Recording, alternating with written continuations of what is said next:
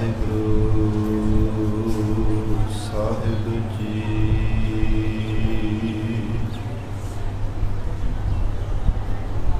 ਇੱਕ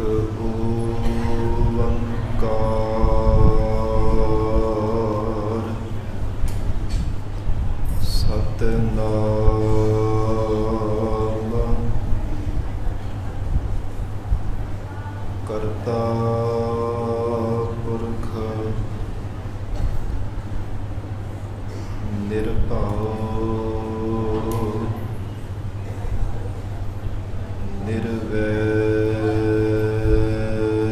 ਨਿਰਵੈਰ ਅਕਾਲ ਮੂਰਤ ਅਜੂਨੀ ਸੈਭੰ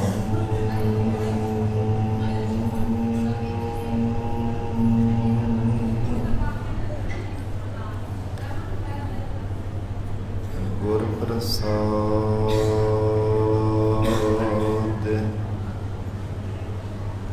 ਜਪ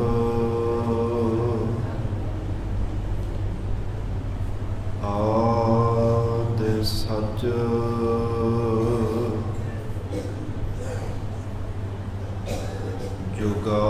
ਜੁਗਾਦ ਸਚ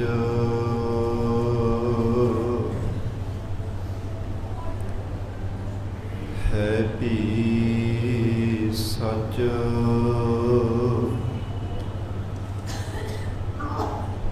ਨਾਨਕ ਹੋਸੀ ਭੀ ਸਚ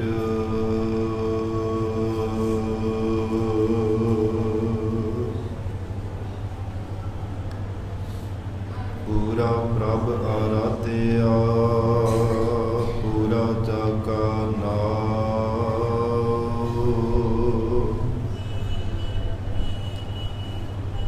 ਨਾਨਕ ਪੂਰਾ ਪਾਇਆ ਪੂਰੇ ਕੇ ਗੁਣ ਗਾਓ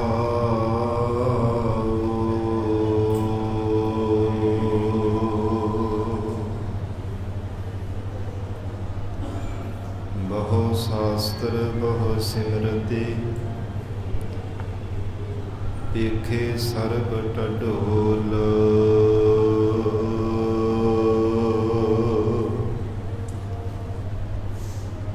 ਪੂਜਸ ਨਾਹੀ ਹਰ ਹਰੇ ਨਾਨਕ ਨਾਮ ਅਮੋਲ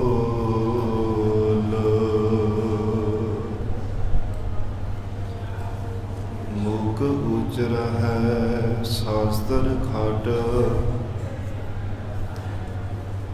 ਪਿੰਗ ਗਿਰਨ ਚੜ ਜਾਏ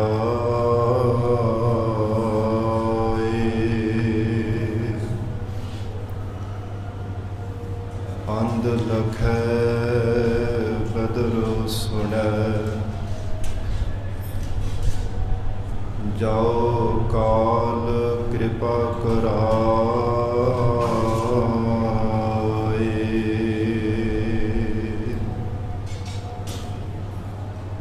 ਕਹਾ ਮੁਦ ਪ੍ਰਭ ਤੁਛ ਹਮਾਰੀ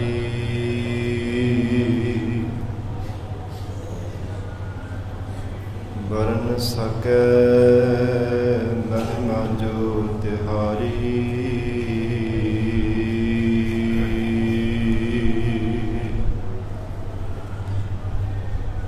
ਹਮ ਨ ਸਕਤ ਕਰ ਸਿਫਤ ਤੁਮਾਰੀ ਆਪ ਲੇਹੋ ਤੁਮ ਕਥਾ ਸੁਧਾਰੀ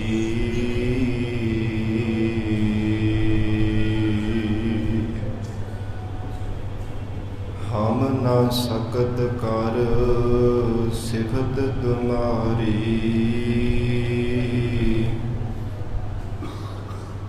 ਆਪ ਲੇਹੋ ਤੁਮ ਕਥਾ ਸੁਧਾਰੀ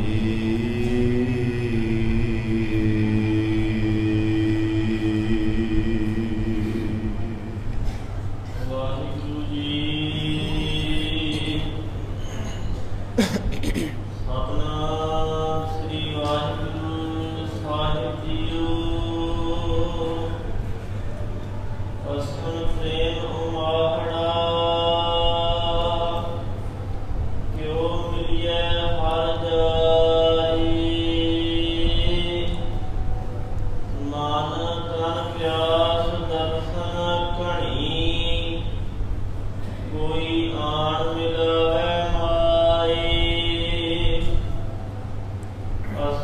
ਪ੍ਰੇਮ ਉਮਾਹੜਾ ਜੋ ਮਿਲਿਆ ਹਰ ਜਾਏ ਮਨ ਤਨ ਪਿਆਸ ਦਰਸ਼ਨ ਕਣੀ ਕੋਈ ਆਣ ਮਿਲਾਵੇ ਮਾਏ ਸੰਤ ਸਹਾਈ ਪ੍ਰੇਮ ਕੇ ਹਉ ਤਿਨ ਕੈ ਲਾਗਾ ਪਾਏ ਵੇਣ ਪ੍ਰਭ ਕਿਉ ਸੁਖ ਪਾਈਐ ਦੂਜੀ ਨਾਹੀ ਜਾਏ ਜਿਨੀ ਚਾਖਿਆ ਪ੍ਰੇਮ ਰਸ ਸੇ ਤ੍ਰਿਪਤ ਰਹਿਆ ਗਾਏ ਆਪ ਤਿਆਗ ਬਿਨਤੀ ਕਰਹਿ ਲੇਹੁ ਪ੍ਰਭੂ ਲੜ ਲਾਏ ਜੋ ਹਰ ਪੰਥ ਮਿਲਾਈਆ ਸੇ ਵਿਛੜ ਕਤਹਿ ਨਾ ਜਾਏ ਪ੍ਰਭ ਬਿਨ ਦੂਜਾ ਕੋ ਨਹੀਂ ਨਾਨਕ ਹਰ ਸਰਣਾਏ ਅਸੂ ਸੁਖੀ ਵਸੰਦੀਆ ਜਿਨਾ ਮਇਆ ਹਰ ਰਾਏ ਪ੍ਰਭ ਬਿਨ ਦੂਜਾ ਕੋ ਨਹੀਂ ਨਾਨਕ ਹਰ ਸਰਣਾਏ ਅਸੂ ਸੁਖੀ ਵਸੰਦੀਆ ਜਿਨਾ ਮਇਆ ਹਰ ਰਾਏ ਵਾਹਿਗੁਰੂ ਜੀ ਕਾ ਖਾਲਸਾ ਵਾਹਿਗੁਰੂ ਜੀ ਕੀ ਫਤਿਹ। ਪਤਿਤ ਪਾਵਨ ਭਗਤ ਵਛਲ ਅੰਤਰਜਾਮੀ ਕਰੁਣਾ ਨਿਧਾਨ ਗੁਰੂ ਗਰੀਬਨ ਵਾਜ ਕਲਯੁਗ ਕੇ ਤਾਰਨ ਹਾਰੇ ਸ਼ਬਦ ਗੁਰੂ ਸਾਹਿਬ ਸਤਿਗੁਰੂ ਧੰਨ ਧੰਨ ਸ੍ਰੀ ਗੁਰੂ ਗ੍ਰੰਥ ਸਾਹਿਬ ਮਹਾਰਾਜ ਸੱਚੇ ਪਾਤਸ਼ਾਹ ਜੀ ਦੀ ਪਾਵਨ ਪਵਿੱਤਰ ਹਜ਼ੂਰੀ ਅੰਦਰ ਜੁੜ ਬੈਠੇ ਗੁਰੂ ਖਾਲਸਾ ਸਾਧ ਸੰਗਤ ਜੀਓ, ਸਤਿਗੁਰੂ ਜੀ ਦੀ ਮਹਾਨ ਬਖਸ਼ਿਸ਼ ਦਾ ਸਦਕਾ ਅੰਮ੍ਰਿਤ ਵੇਲੇ ਤੋਂ ਮਹਾਰਾਜ ਸੱਚੇ ਪਾਤਸ਼ਾਹ ਜੀ ਦੀ ਪਾਵਨ ਹਜ਼ੂਰੀ ਅੰਦਰ ਦੀਵਾਨ ਸਜੇ ਸਨ। ਸਜੇ ਹੋ ਦੀਵਾਨਾਂ ਅੰਦਰ ਪਾਵਨ ਗੁਰਬਾਣੀ ਦੇ ਜਾਪ, ਅੰਮ੍ਰਿਤਮਈ ਗੁਰਬਾਣੀ ਦਾ ਰਸ ਭਿੰਨਾ ਕੀਰਤਨ ਆਪ ਸੰਗਤਾਂ ਨੇ ਸਰਵਣ ਕੀਤਾ ਹੈ। ਹੁਣ ਇਸ ਪਾਵਨ ਅਸਥਾਨ ਤੇ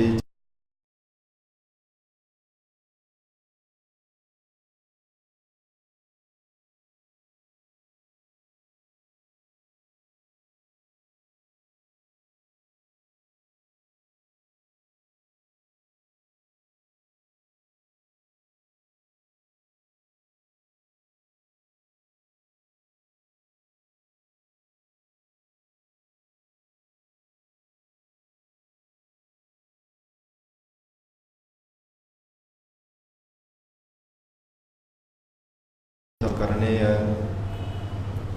ਸਤਿਗੁਰੂ ਜੀ ਦੀ ਬਖਸ਼ਿਸ਼ ਦੁਆਰਾ ਭਾਦਰੋਂ ਦਾ ਮਹੀਨਾ ਸੁੱਖਾਂ ਦੇ ਨਾਲ ਬਤੀਤ ਹੋਇਆ ਹੈ। ਅੱਜ ਮਹਾਰਾਜ ਸੱਚੇ ਪਾਤਸ਼ਾਹ ਸੂ ਦੇ ਮਹੀਨੇ ਦੁਆਰਾ ਸੰਗਰਾਮ ਦੇ ਦਿਨ ਗਰੀਬਨਵਾਜ ਸਤਿਗੁਰੂ ਜੀ ਉਪਦੇਸ਼ ਬਖਸ਼ਿਸ਼ ਕਰ ਰਹੇ ਹੈ। ਜਿਵੇਂ ਗਰੀਬਨਵਾਜ ਸਤਿਗੁਰੂ ਜੀ ਸਿੱਖਿਆ ਦੇ ਰਹੇ ਹੈ, ਪਿਆਰ ਸਤਿਕਾਰ ਨਾਲ ਗੁਰੂ ਚਰਨਾਂ ਵਿੱਚ ਬੈਠ ਕੇ ਸਰਵਣ ਕਰੀਏ। ਵਿਚਾਰ ਦੀ ਪ੍ਰਾਰੰਭਤਾ ਤੋਂ ਪਹਿਲਾਂ ਜ਼ਰੂਰੀ ਹੈ ਮਨ ਨੂੰ ਇਕਾਗਰ ਕਰਨਾ। ਸਰਬੱਤ ਸੰਗਤ ਅਸੀਸ ਬਖਸ਼ਿਸ਼ ਕਰੋ। ਮਹਾਰਾਜ ਸੱਚੇ ਪਾਤਸ਼ਾਹ ਜੀ ਨੂੰ ਸੀਸ ਝੁਕਾ ਕੇ ਪਿਆਰ ਦੇ ਨਾਲ ਉਚਾਰਨ ਕਰੋ ਜੀ। ਸਤਿਨਾਮ ਸ੍ਰੀ ਵਾਹਿਗੁਰੂ ਸਾਹਿਬ ਜੀ। ਸਤਿਨਾਮ ਸ੍ਰੀ ਵਾਹਿਗੁਰੂ ਸਾਹਿਬ ਜੀ। ਅਸੁਨ ਪ੍ਰੇਮ ਉਮਾਹੜਾ। ਧੰਨ ਸਤਿਗੁਰੂ ਸ੍ਰੀ ਗੁਰੂ ਅਰਜਨ ਦੇਵ ਸਾਹਿਬ ਮਹਾਰਾਜ ਸੱਚੇ ਪਾਤਸ਼ਾਹ ਹਜ਼ੂਰ ਨੇ ਇਸ ਪਾਵਨ ਸ਼ਬਦ ਦੇ ਵਿਚਾਰ ਅੰਦਰ ਉਹਨਾਂ ਜਗਿਆਸੂ ਸਖੀਆਂ ਦਾ ਮਹਾਰਾਜ ਸੱਚੇ ਪਾਤਸ਼ਾਹ ਜੀ ਨੇ ਜ਼ਿਕਰ ਕੀਤਾ ਹੈ, ਜਿਨ੍ਹਾਂ ਦੇ ਹਿਰਦੇ ਅੰਦਰ ਪਰਮਾਤਮਾ ਦੇ ਨਾਲ ਮਿਲਣ ਦਾ ਉਛਾਲਾ ਪ੍ਰਗਟ ਹੋਇਆ ਹੈ। ਹਿਰਦੇ ਅੰਦਰ ਪ੍ਰੇਮ ਦਾ ਉਮਾਹੜਾ ਜਿਨ੍ਹਾਂ ਦੇ ਹਿਰਦੇ ਅੰਦਰ ਉਤਪੰਨ ਹੋ ਗਿਆ ਹੈ। ਜਿਵੇਂ ਬਹੁਤ ਜ਼ਿਆਦਾ ਮਨ ਨੂੰ ਕੋਈ ਕਾਹਲੀ ਪਾਵੇ, ਮਨ ਵਿੱਚ ਬਹੁਤ ਜ਼ਿਆਦਾ ਕੋਈ ਤਾਂਘ ਪ੍ਰਗਟ ਹੋਵੇ, ਇਸ ਪ੍ਰਕਾਰ ਉਹ ਮਨੁੱਖ ਬਾਰ-ਬਾਰ ਯਤਨ ਕਰਦਾ ਹੈ। ਜਿਸ ਚੀਜ਼ ਦੇ ਵੱਲ ਮਨੁੱਖ ਦੀ ਖਿੱਚ ਬਣ ਜਾਂਦੀ ਹੈ, ਉਹ ਬਾਰ-ਬਾਰ ਯਤਨ ਕਰਦਾ ਉਸ ਚੀਜ਼ ਨੂੰ ਪਾਉਣ ਦੇ ਵਾਸਤੇ। ਜਿੰਨੀ ਦੇਰ ਤੱਕ ਉਹ ਵਸਤੂ ਕੋਈ ਚੀਜ਼ ਹੈ, ਕੋਈ ਪਦਾਰਥ ਹੈ, ਚਾਹੇ ਕੋਈ ਸ਼ਕਤੀ ਹੈ, ਜੀਵਨ ਦੇ ਵਿੱਚ ਪ੍ਰਾਪਤ ਨਹੀਂ ਹੋ ਜਾਂਦੀ, ਮਨੁੱਖ ਜੀਵਨ ਪਰਯੰਤ ਉਹ ਯਤਨ ਕਰਦਾ ਰਹਿੰਦਾ ਹੈ, ਕਿਉਂਕਿ ਮਨ ਦੀ ਖਿੱਚ ਬਣੀ ਹੋਈ ਹੈ, ਹਿਰਦੇ ਦਾ ਪਿਆਰ ਹੈ। ਜਿੱਥੇ ਪਿਆਰ ਹੋਵੇ, ਖਿੱਚ ਹੋਵੇ, ਹਿਰਦੇ ਦੀ ਪ੍ਰੀਤ ਹੋਵੇ, ਉੱਥੇ ਮਨੁੱਖ ਜੀਵਨ ਦੇ ਵਿੱਚ ਹਰ ਸਮੇਂ ਯਤਨਸ਼ੀਲ ਰਹਿੰਦਾ ਕਿ ਮੈਂ ਇਸ ਦੀ ਪ੍ਰਾਪਤੀ ਕਰਨੀ ਹੀ ਕਰਨੀ ਹੈ। ਜੀਵਨ ਵਿੱਚ ਭਾਵੇਂ ਜਿਤਨੀਆਂ ਮਰਜ਼ੀ ਮੁਸ਼ਕਲਾਂ ਦਾ ਸਾਹਮਣਾ ਕਰਨਾ ਪਵੇ, ਜਿਤਨੀ ਮਰਜ਼ੀ ਘਾਲਣੀ ਪਵੇ, ਜਿਤਨੀ ਮਰਜ਼ੀ ਭਾਵੇਂ ਕਠਿਨ ਤੋਂ ਕਠਿਨ ਮੁਸ਼ਕਲ ਦਾ ਸਾਹਮਣਾ ਕਰਨਾ ਪਵੇ, ਮਨੁੱਖ ਕਰਦਾ ਹੈ, ਕਿਉਂਕਿ ਪਿਆਰ ਹੈ ਤੇ ਖਿੱਚ ਹੈ। ਇਸ ਪ੍ਰਕਾਰ ਜਿੱਥੇ ਪ੍ਰੇਮ ਹੋਵੇ, ਖਿੱਚ ਹੋਵੇ, ਉਨੀ ਦੇਰ ਤੱਕ ਮਨ ਸ਼ੀਤਲ ਨਹੀਂ ਹੁੰਦਾ, ਮਨ ਸ਼ਾਂਤ ਨਹੀਂ ਹੁੰਦਾ, ਜਿੰਨੀ ਦੇਰ ਤੱਕ ਉਹ ਚੀਜ਼ ਦੀ, ਉਹ ਸ਼ਕਤੀ, ਉਹ ਵਸਤੂ ਪਦਾਰਥ ਦੀ ਪ੍ਰਾਪਤੀ ਨਹੀਂ ਹੋ ਜਾਂਦੀ। ਅਜਿਹਾ ਹੀ ਮਹਾਰਾਜ ਸੱਚੇ ਪਾਤਸ਼ਾਹ ਜੀ ਨੇ ਉਪਦੇਸ਼ ਬਖਸ਼ਿਸ਼ ਕੀਤਾ। ਜਿਨ੍ਹਾਂ ਜਗਿਆਸੂ ਰੂਪ ਸਖੀਆਂ ਦੇ ਹਿਰਦੇ ਅੰਦਰ ਪਤੀ ਪਰਮੇਸ਼ਰ ਦੇ ਨਾਲ ਮਿਲਣ ਦਾ ਮਨ ਵਿੱਚ ਉਮਾਹੜਾ ਪੈਦਾ ਹੋਇਆ, ਉਤਸ਼ਾਹ ਪੈਦਾ ਹੋਇਆ ਹੈ, ਜਿਨ੍ਹਾਂ ਦੇ ਹਿਰਦੇ ਅੰਦਰ ਕੇਵਲ ਪਰਮਾਤਮਾ ਦੇ ਚਰਨਾਂ ਦੀ ਪ੍ਰੀਤ ਹੈ, ਉਹ ਹਰ ਸਮੇਂ ਯਤਨ ਕਰਦੀਆਂ ਹਨ। ਉਹ ਜਗਿਆਸੂ ਹਰ ਸਮੇਂ ਯਤਨ ਕਰਦੇ ਆ ਪਰਮੇਸ਼ਰ ਦੇ ਨਾਲ ਕਿਸ ਢੰਗ ਦੇ ਨਾਲ ਮਿਲਿਆ ਜਾਵੇ। ਕਿਧਰੇ ਮਹਾਤਮਾ ਰੂਪ ਸਖੀਆਂ ਕੋਲ ਜਾ ਕੇ ਬੇਨਤੀਆਂ ਕਰਦੇ ਹੈ, ਕੋਈ ਜਨ ਹਰ ਸਿਉ ਦੇਵੈ ਜੋਰ, ਚਰਨ ਗਹਾਉ ਬਗਾਉ ਸ਼ੁਭ ਰਸਨਾ ਦੀਜੈ ਪ੍ਰਾਨ ਅਗੋਰ। ਕਿ ਕੋਈ ਪਿਆਰਾ ਜਨ ਪਰਮੇਸ਼ਰ ਦੇ ਨਾਲ ਜੋ ਆਪ ਮਿਲਿਆ ਹੋਇਆ ਹੈ, ਉਹ ਸਾਨੂੰ ਪਰਮਾਤਮਾ ਦੇ ਨਾਲ ਮਿਲ ਦੇਵੇ, ਸਾਡੀ ਸੁਰਤੀ ਬਿਰਤੀ ਪਰਮਾਤਮਾ ਦੇ ਚਰਨਾਂ ਵਿੱਚ ਅਭੇਦ ਕਰ ਦੇਵੇ, ਲੀਨ ਕਰ ਦੇਵੇ। ਅਸੀਂ ਮਨ ਬਾਣੀ ਸਰੀਰ ਸਭ ਕੁਝ ਉਹਦੇ ਚਰਨਾਂ ਵਿੱਚ ਅਰਪਣ ਕਰ ਦੇਵਾਂਗੇ। ਕੁਝ ਵੀ ਮਨ ਨੂੰ ਹੋਰ ਭਾਵਨਾ ਨਹੀਂ, ਕੇਵਲ ਪਰਮਾਤਮਾ ਦੇ ਚਰਨਾਂ ਦੀ ਖਿੱਚ ਹੁੰਦੀ ਹੈ। ਕੇਵਲ ਪਰਮਾਤਮਾ ਦੇ ਨਾਲ ਮਿਲਣ ਦੀ ਇੱਕੋ ਹੀ ਤਾਂਘ ਰਹਿ ਜਾਂਦੀ ਹੈ। ਉਹ ਭਾਵੇਂ ਉਹਨਾਂ ਨੂੰ ਕੋਈ ਰਾਜ ਭਾਗ ਵੀ ਦੇਣਾ ਚਾਹੇ, ਚਾਹੇ ਸੰਸਾਰ ਭਰ ਦੇ ਕੋਈ ਸੁੱਖ ਵੀ ਉਹਨਾਂ ਨੂੰ ਦੇਣਾ ਚਾਹੇ, ਉਹ ਫੇਰ ਵੀ ਸਤ ਸੰਗਤ ਜੀ ਲੈਣ ਵਾਸਤੇ ਕਦਾਚਿਤ ਹਾਮੀ ਨਹੀਂ ਭਰਦੇ। ਉਹ ਬਾਰ-ਬਾਰ ਪਰਮਾਤਮਾ ਦੇ ਚਰਨਾਂ ਦੇ ਹੀ, ਵਾਹਿਗੁਰੂ ਦੇ ਸਰੂਪ ਦੀ, ਪਰਮਾਤਮਾ ਦੀ ਅਭੇਦਤਾ ਦੇ ਹੀ ਵਿਚਾਰ ਕਰਦੇ ਹੈ।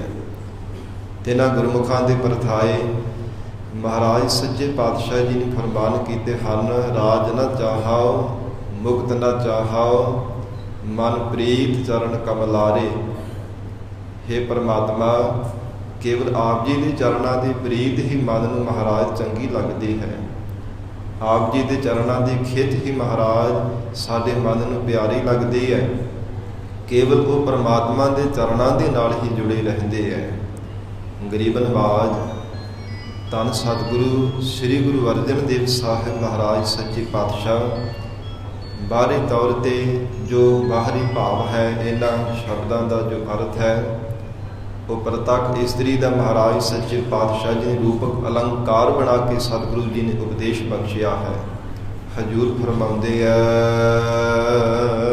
ਅਸਲ ਪ੍ਰੇਮ ਉਮਾਹੜਾ, ਅਸਲ ਨਾਮ ਅਸੂ ਦੇ ਮਹੀਨੇ ਦਾ ਹੈ। ਅਸੂ ਦੇ ਮਹੀਨੇ ਦੁਆਰਾ ਸਤਿਗੁਰੂ ਜੀ ਉਪਦੇਸ਼ ਬਖਸ਼ਦੇ ਹੈ। ਜਿਨ੍ਹਾਂ ਦੇ ਹਿਰਦੇ ਅੰਦਰ ਪ੍ਰੇਮ ਦਾ ਉਛਾਲਾ ਪੈਦਾ ਹੋਇਆ ਹੈ, ਉਮਾਹੜਾ ਪੈਦਾ ਹੋਇਆ ਹੈ। ਪ੍ਰਤੱਖ ਵੀ ਸਾਧ ਸੰਗਤ ਜੀ, ਜੇਕਰ ਪਤੀ ਬ੍ਰਤਾ ਵਿੱਚ ਪਰਪੱਕ ਰਹਿਣ ਵਾਲੀ ਕੋਈ ਬੀਬੀ ਹੈ, ਔਰਤ ਹੈ, ਉਹ ਪਤੀ ਦੇ ਨਾਲ ਮਿਲਣ ਵਾਸਤੇ ਜਦੋਂ ਮਨ ਦੇ ਵਿੱਚ ਪ੍ਰੇਮ ਉਮਾਹੜਾ ਉਤਸ਼ਾਹ ਪੈਦਾ ਹੋਵੇ, ਕਿਉ ਮਿਲਿਐ ਹਰ ਜਾਏ, ਉਹ ਬਾਰ-ਬਾਰ ਯਤਨ ਕਰਦੀ ਹੈ। ਕਦੇ ਆਪਣੀਆਂ ਸਖੀਆਂ ਨੂੰ, ਸਹੇਲੀਆਂ ਨੂੰ ਬੇਨਤੀਆਂ ਕਰਦੀ ਹੈ, ਬਾਰ-ਬਾਰ ਉਹਨਾਂ ਦੇ ਨਾਲ ਵਿਚਾਰਾਂ ਕਰਦੀ ਹੈ ਕਿ ਮੈਂ ਆਪ ਦੇ ਪਤੀ ਦੇ ਨਾਲ ਕਿਵੇਂ ਮਿਲਣਾ ਕਰਾਂ। ਪਤੀ ਪਰਦੇਸ ਵਿੱਚ ਗਿਆ ਹੋਵੇ ਸਾਧ ਸੰਗਤ ਜੀ, ਤੇ 3 ਪ੍ਰਕਾਰ ਦੇ, ਇਹ 3 ਤਰ੍ਹਾਂ ਦੇ ਦਰਜੇ ਦੀਆਂ ਇਸਤਰੀਆਂ ਦੇ ਬਾਬਤ ਕਥਨ ਕੀਤਾ ਗਿਆ ਹੈ, ਜਿਨ੍ਹਾਂ ਦੇ ਹਿਰਦੇ ਅੰਦਰ ਪ੍ਰੇਮ ਦਾ ਉਛਾਲਾ ਪੈਦਾ ਹੋਇਆ, ਜਿਨ੍ਹਾਂ ਦੇ ਹਿਰਦੇ ਅੰਦਰ ਪ੍ਰੇਮ ਦਾ ਉਮਾਹੜਾ ਜਾਗਰਤ ਹੋ ਗਿਆ ਹੈ। ਮਹਾਰਾਜ ਸੱਚੇ ਪਾਤਸ਼ਾਹ ਕਹਿੰਦੇ ਪਹਿਲੇ ਦਰਜੇ ਦੀਆਂ ਉਹ ਇਸਤਰੀਆਂ ਨੇ, ਜੇਕਰ ਪਤੀ ਪਰਦੇਸ ਵਿੱਚ ਚੱਲਿਆ ਹੋਵੇ, ਸੁਣ ਕਰਕੇ ਸਰੀਰ ਸਾਰਾ ਕੰਬਣ ਲੱਗ ਪੈਂਦਾ ਹੈ, ਰੋਮ ਖੜੇ ਹੋ ਜਾਂਦੇ, ਰੋਮ ਕੰਢੇ ਖੜੇ ਹੋ ਜਾਂਦੇ ਹੈ ਵਿਛੋੜੇ ਕਰਕੇ ਕਿ ਮੇਰਾ ਪਤੀ ਪਰਦੇਸ ਚੱਲਾ ਹੈ। ਇਸ ਪ੍ਰਕਾਰ ਪਤੀ ਤੋਂ ਬਿਨਾਂ ਮੇਰਾ ਜੀਵਨ ਕਿਸ ਢੰਗ ਦੇ ਨਾਲ ਨਿਰਵਾਹ ਹੋਵੇਗਾ। ਦੂਸਰੇ ਦਰਜੇ ਦੀਆਂ ਉਹ ਇਸਤਰੀਆਂ ਹੁੰਦੀਆਂ ਨੇ, ਪਹਿਲੇ ਪ੍ਰਕਾਰ ਦੇ ਉਹ ਹਨ, ਰੋਮ ਕੰਢੇ ਖੜੇ ਹੋ ਜਾਂਦੇ ਆ ਤੇ ਕੁਝ ਸਮੇਂ ਬਾਅਦ ਫਿਰ ਉਹ ਪਤੀ ਦਾ ਚੇਤਾ ਭੁਲਾ ਲੈਂਦੀਆਂ ਨੇ। ਜਦੋਂ ਘਰ ਦੇ ਕੰਮ ਕਾਜਾਂ ਵਿੱਚ ਚਿੱਤ ਲੱਗ ਜਾਂਦਾ ਹੈ, ਦੁਨੀਆ ਦੇ ਕੰਮ ਕਾਰਾਂ ਵਿਹਾਰਾਂ ਵਿੱਚ ਚਿੱਤ ਲੱਗ ਜਾਂਦਾ, ਪਤੀ ਦਾ ਚੇਤਾ ਭੁੱਲ ਜਾਂਦਾ ਹੈ। ਇਸ ਪ੍ਰਕਾਰ ਦੂਸਰੇ ਦਰਜੇ ਦੀਆਂ ਉਹ ਇਸਤਰੀਆਂ ਹਨ, ਸਾਧ ਸੰਗਤ ਜੀ, ਜਦੋਂ ਪਤਾ ਚੱਲਦਾ ਹੈ ਕਿ ਪਤੀ ਪਰਦੇਸ ਵਿੱਚ ਗਿਆ ਹੈ, ਉਸ ਸਮੇਂ ਉਹਦੀ ਯਾਦ ਵਿੱਚ, ਵਿਛੋੜੇ ਦੀ ਯਾਦ ਵਿੱਚ ਪਏ ਹੋਏ ਵਿਜੋਗ ਕਰਕੇ ਉਹ ਆਪਣਾ ਸਰੀਰ ਹੀ ਸੁਕਾ ਲੈਂਦੀਆਂ ਹਨ, ਕੁਝ ਖਾਣੇ ਨੂੰ ਚਿੱਤ ਵੀ ਨਹੀਂ ਕਰਦਾ। ਇਸ ਪ੍ਰਕਾਰ ਉਹ ਤੀਸਰੇ ਦਰਜੇ ਦੀਆਂ ਉਹ ਇਸਤਰੀਆਂ ਮੰਨੀਆਂ ਹਨ, ਜੋ ਪਤੀ ਦੇ ਵਿਛੋੜੇ ਦਾ ਬਚਨ ਸੁਣਦਿਆਂ ਹੀ ਸਾਧ ਸੰਗਤ ਉਹਨਾਂ ਤੋਂ ਜ਼ਰਿਆ ਨਹੀਂ ਜਾਂਦਾ, ਪਤੀ ਦਾ ਵਿਛੋੜਾ ਝੱਲਿਆ ਨਹੀਂ ਜਾਂਦਾ। ਇਸ ਪ੍ਰਕਾਰ ਉਹ ਆਪਣੀ ਪ੍ਰਾਣ ਹੀ ਤਿਆਗ ਦਿੰਦੀਆਂ ਹਨ। ਇਹ 3 ਪ੍ਰਕਾਰ ਦੇ ਇਸਤਰੀਆਂ ਦੇ, ਇਹਨਾਂ ਦੇ ਅੰਤਰੀਵ ਭਾਵ ਦੇ ਵਿੱਚ ਜਗਿਆਸੂ ਰੂਪ ਸਖੀਆਂ ਦੇ ਨਾਲ ਮੇਲ ਕਰਕੇ ਅਰਥ ਕੀਤੇ ਹੈ। ਪਹਿਲੇ ਦਰਜੇ ਦੀਆਂ ਉਹ ਜੀਵ ਰੂਪ ਸਖੀਆਂ ਹਨ, ਉਹ ਜਗਿਆਸੂ ਹੈ। ਜੇ ਅਕਾਲ ਪੁਰਖ ਪਤੀ ਪਰਮੇਸ਼ਰ ਦੀ ਯਾਦ ਭੁੱਲ ਜਾਂਦੀ ਹੈ, ਪਰਮਾਤਮਾ ਦੀ ਯਾਦ ਹਿਰਦੇ ਵਿੱਚੋਂ ਵਿਸਰ ਜਾਂਦੀ ਹੈ, ਤੇ ਉਹਨਾਂ ਦੇ ਰੋਮ ਕੰਢੇ ਖੜੇ ਹੋ ਜਾਂਦੇ ਆ ਕਿ ਪਰਮੇਸ਼ਰ ਸਾਨੂੰ ਵਿਸਰ ਗਿਆ, ਪਰਮਾਤਮਾ ਦੀ ਯਾਦ ਸਾਨੂੰ ਭੁੱਲ ਗਈ ਹੈ। ਉਹ ਬਾਰ-ਬਾਰ ਇਸ ਪ੍ਰਕਾਰ, ਜਿਵੇਂ ਕੋਈ ਹੈਰਾਨਗੀ ਵਾਲੀ ਗੱਲ ਸੁਣ ਕਰਕੇ, ਕੋਈ ਹੈਰਾਨਗੀ ਭਰਿਆ ਅਚੰਭੇ ਦਾ ਕੌਤਕ ਦੇਖ ਕਰਕੇ ਹੈਰਾਨ ਹੋ ਜਾਵੇ, ਇਸ ਪ੍ਰਕਾਰ ਉਹ ਹੈਰਾਨ ਹੀ ਹੋ ਜਾਂਦੇ ਹੈ ਔਰ ਫਿਰ ਪਛਤਾਤਾਪ ਹੀ ਬਾਰ-ਬਾਰ ਕਰਦੇ ਰਹਿੰਦੇ, ਰੱਬੀ ਯਾਦ ਸਾਨੂੰ ਭੁੱਲ ਗਈ, ਪਿਆਰਾ ਪਤੀ ਪਰਮੇਸ਼ਰ ਸਾਡੇ ਹਿਰਦੇ ਵਿੱਚੋਂ ਵਿਸਰ ਗਿਆ ਹੈ। ਦੂਸਰੇ ਪ੍ਰਕਾਰ ਦੀਆਂ ਉਹ ਜਗਿਆਸੂ ਰੂਪ ਸਖੀਆਂ ਹਨ, ਸਾਧ ਸੰਗਤ ਜੀ, ਸੰਸਾਰ ਦੇ ਅੰਦਰ ਜੋ ਪਹਿਲੇ ਪ੍ਰਕਾਰ ਵਿੱਚ ਜੋ ਵੀ ਜ਼ਿਕਰ ਆਉਂਦਾ, ਜੋ ਪਤੀ ਪਰਮੇਸ਼ਰ ਵਾਹਿਗੁਰੂ ਦੀ ਯਾਦ ਭੁੱਲਣੇ ਕਰਕੇ ਇੱਕ ਵਾਰ ਤਾਂ ਰੋਮ ਕੰਢੇ ਖੜੇ ਹੋ ਜਾਂਦੇ ਆ, ਜਦੋਂ ਸੁਰਤ ਉਹਨਾਂ ਦੀ ਸੰਸਾਰ ਦੇ ਕੰਮਾਂ ਧੰਦਿਆਂ 'ਚ ਲੱਗ ਜਾਂਦੀ ਹੈ, ਮਾਇਆ ਦੇ ਵਿੱਚ ਪਰਿਵਾਰ ਦੀ ਮੋਹ ਮਮਤਾ ਵਿੱਚ ਗਲਤਾਨ ਹੋ ਜਾਂਦੀ ਹੈ, ਤੇ ਫਿਰ ਉਹਨਾਂ ਨੂੰ ਪਰਮੇਸ਼ਰ ਦੀ ਯਾਦ ਵਿਸਰ ਜਾਂਦੀ ਹੈ। ਜਿੰਨੀ ਦੇਰ ਤੱਕ ਅਕਾਲ ਪੁਰਖ ਪਰਮੇਸ਼ਰ ਪਰਮਾਤਮਾ ਦੇ ਵਚਨ ਸੁਣਦੇ ਆ, ਉਨੀ ਦੇਰ ਤੱਕ ਹਿਰਦੇ ਅੰਦਰ ਵੈਰਾਗ ਆ ਜਾਂਦਾ ਹੈ। ਜਿੰਨੀ ਦੇਰ ਤੱਕ ਵਚਨ ਸੁਣਦੇ ਹੈ, ਹਿਰਦੇ ਅੰਦਰ ਵੈਰਾਗ ਆ ਜਾਂਦਾ ਹੈ, ਤੇ ਪਰਮਾਤਮਾ ਦੇ ਨਾਲ ਇੱਕ ਚਿੱਤ ਹੋ ਕਰਕੇ ਉਹ ਜੁੜੇ ਰਹਿੰਦੇ ਹੈ। ਔਰ ਜਦੋਂ ਵਚਨ ਸੁਣਨੋਂ ਹਟ ਜਾਂਦੇ ਹੈ, ਸੰਸਾਰ ਦੀਆਂ ਤਰ੍ਹਾਂ ਤਰ੍ਹਾਂ ਦੀਆਂ ਗੱਲਾਂ ਬਾਤਾਂ, ਰੰਗਾਂ ਦੀ ਦੁਨੀਆ ਅੱਖਾਂ ਦੇ ਸਾਹਮਣੇ ਆ ਜਾਂਦੀ ਹੈ, ਮਾਇਕੀ ਪਦਾਰਥ ਨੇਤਰਾਂ ਦੇ ਸਾਹਮਣੇ ਦਿਸਣ ਲੱਗ ਪੈਂਦੇ ਹੈ। ਉਹ ਸਮੇਂ ਫਿਰ ਪਰਮਾਤਮਾ ਦੀ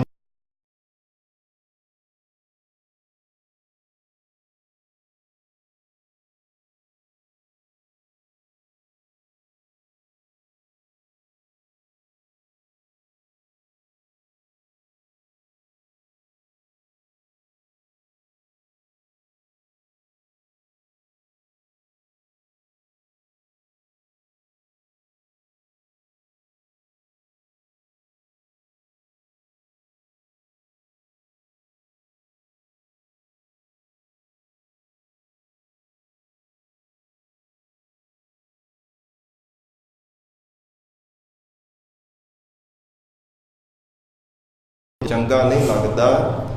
ਕੇਵਲ ਪਿਆਰੇ ਦੀ ਯਾਦ, ਕੇਵਲ ਪਰਮਾਤਮਾ ਦੇ ਚਰਨਾਂ ਦੀ ਪ੍ਰੀਤ ਮਨ ਨੂੰ ਚੰਗੀ ਲੱਗਦੀ ਹੈ, ਪਰ ਵਿਸਰਣੇ ਕਰਕੇ ਉਹ ਕਮਲਿਆਂ ਦੇ ਵਾਂਗ ਹੀ ਕਰਦੇ ਰਹਿੰਦੇ ਹੈ।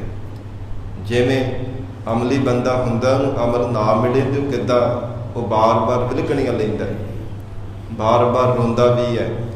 ਇਉਂ ਵੈਰਾਗ ਵਿੱਚ ਆ ਕੇ ਉਹ ਪਰਮਾਤਮਾ ਨੂੰ ਯਾਦ ਕਰਦੇ ਹੈ। ਮਹਾਰਾਜ ਸੱਚੇ ਪਾਤਸ਼ਾਹ ਕਹਿੰਦੇ ਐਸੇ ਉਹ ਜਗਿਆਸੂ ਹੈ। ਤੀਸਰੇ ਪ੍ਰਕਾਰ ਦੇ ਉਹ ਜਗਿਆਸੂ ਜੀਵ ਰੂਪ ਸਖੀਆਂ ਨੇ, ਜਿਨ੍ਹਾਂ ਨੂੰ ਪਰਮਾਤਮਾ ਦੀ ਯਾਦ ਵਿਸਰਣੇ ਕਰਕੇ ਸਤ ਸੰਗਤ ਜੀ ਆਪਾ ਭਾਵ ਅਭਾਵ ਕਰ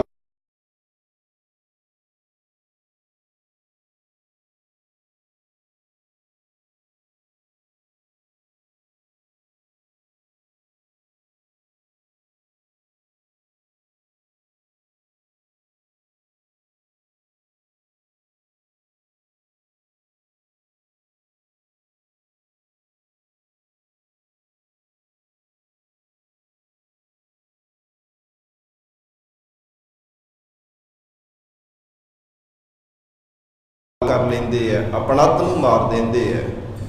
ਜਿਸ ਕਰਕੇ ਜੇ ਮਹਾਰਾਜ ਸੱਚੇ ਪਾਤਸ਼ਾਹ ਦੇ ਜਿਵੇਂ ਬਚਨ ਆਉਂਦੇ ਆ ਨਾ, ਆਪ ਗਵਾਈਐ ਤਾਂ ਸਹੁ ਪਾਈਐ ਔਰ ਕੈਸੀ ਚਤੁਰਾਈ, ਆਪਾ ਭਾਵ ਪਹਿਲਾਂ ਹੀ ਗਵਾ ਲੈਂਦੇ ਆ।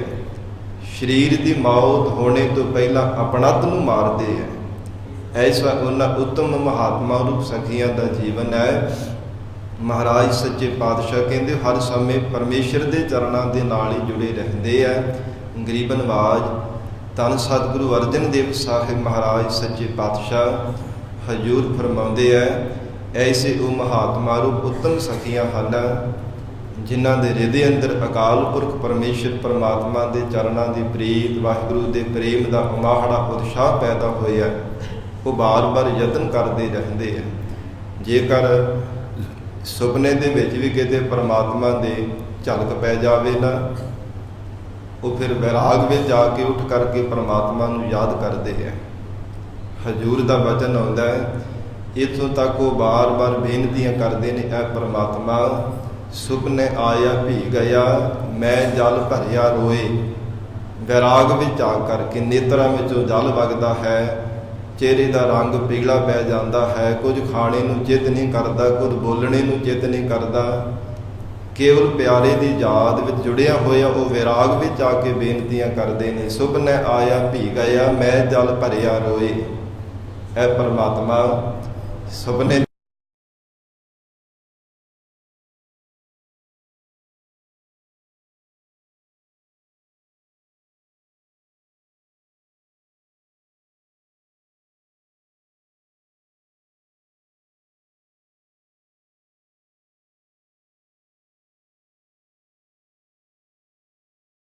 ਐ ਪਿਆਰੇ ਪਰਮਾਤਮਾ, ਐ ਪਰਮੇਸ਼ਰ ਜੀ, ਨਾ ਤਾਂ ਮੈਂ ਸਰੀਰ ਕਰਕੇ ਆਪ ਤੱਕ ਪਹੁੰਚ ਸਕਦਾ ਹਾਂ, ਐ ਪਰਮਾਤਮਾ ਨਾ ਕਿਸੇ ਨੂੰ ਭੇਜ ਸਕਦਾ ਹਾਂ, ਨਾ ਇੰਦਰੀਆਂ ਕਰਕੇ ਨਾ ਮਨ ਕਰਕੇ, ਇਹ ਮਹਾਰਾਜ ਆਪ ਤੱਕ ਗਮਤਾ ਹੋ ਹੀ ਨਹੀਂ ਸਕਦੀ।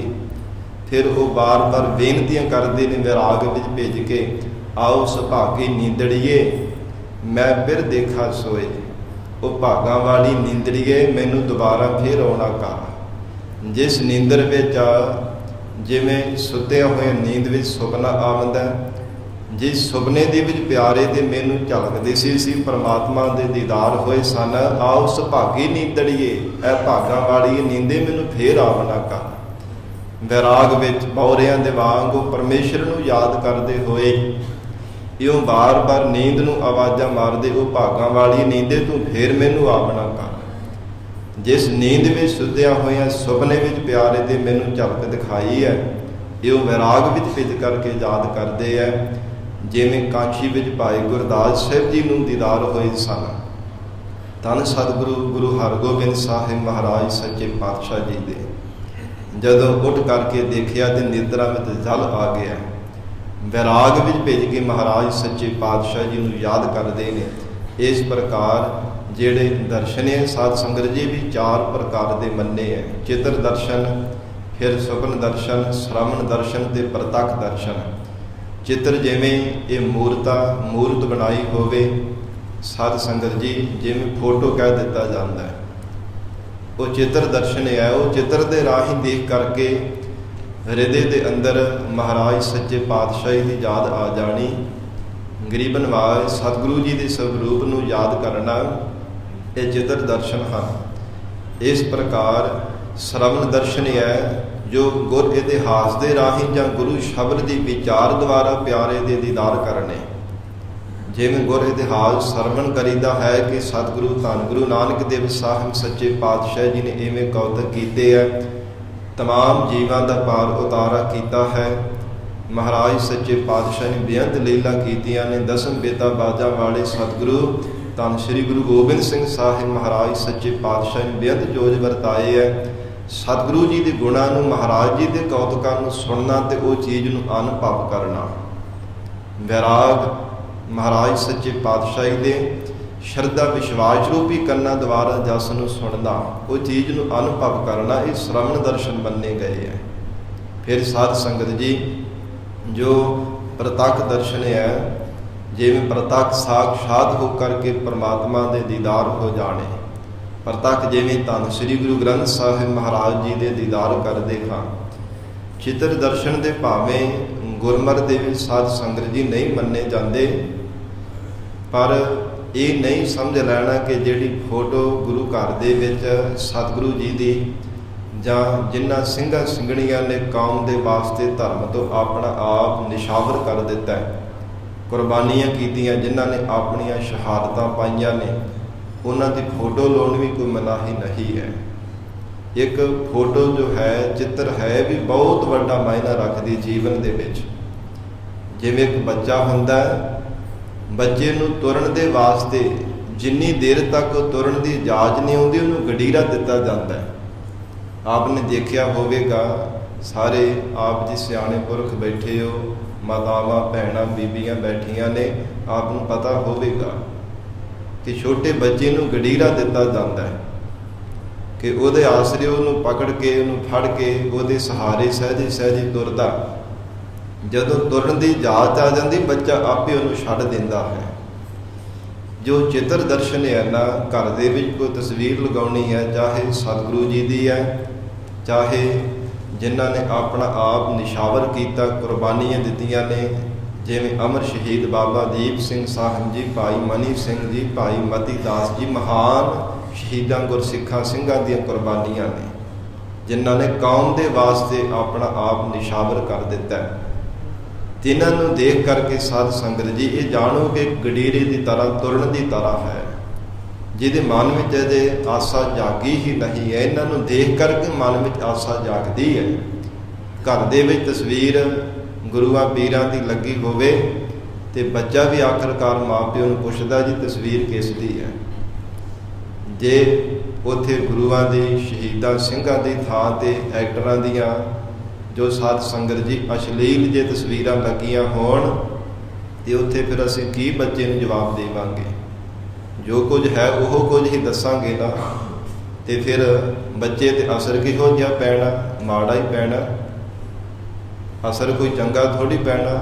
ਉਹ ਫਿਰ ਕੋਈ ਕੌਮ ਦੇ ਵਾਸਤੇ ਸੂਰਬੀਰ ਯੋਧਾ ਥੋੜ੍ਹੀ ਬਣੇਗਾ, ਜਿਹਨੂੰ ਐਕਟਰਾਂ ਦੀਆਂ ਤਸਵੀਰਾਂ ਦਿਖਾਈਆਂ ਜਾਣਗੀਆਂ, ਐਕਟਰਾਂ ਦਾ, ਉਹਨਾਂ ਦਾ ਨਾਮ ਦੱਸੇ ਜਾਣਗੇ ਕਿ ਇਹ ਫਿਲਮਾਂ ਦੇ ਵਿੱਚ ਇੱਦਾਂ ਦੇ ਰੋਲ ਕਰਦਾ, ਉਹ ਕੁਝ ਹੀ ਦੱਸਿਆ ਜਾਣਾ, ਝੂਠ ਥੋੜ੍ਹੀ ਬੋਲਾਂਗੇ।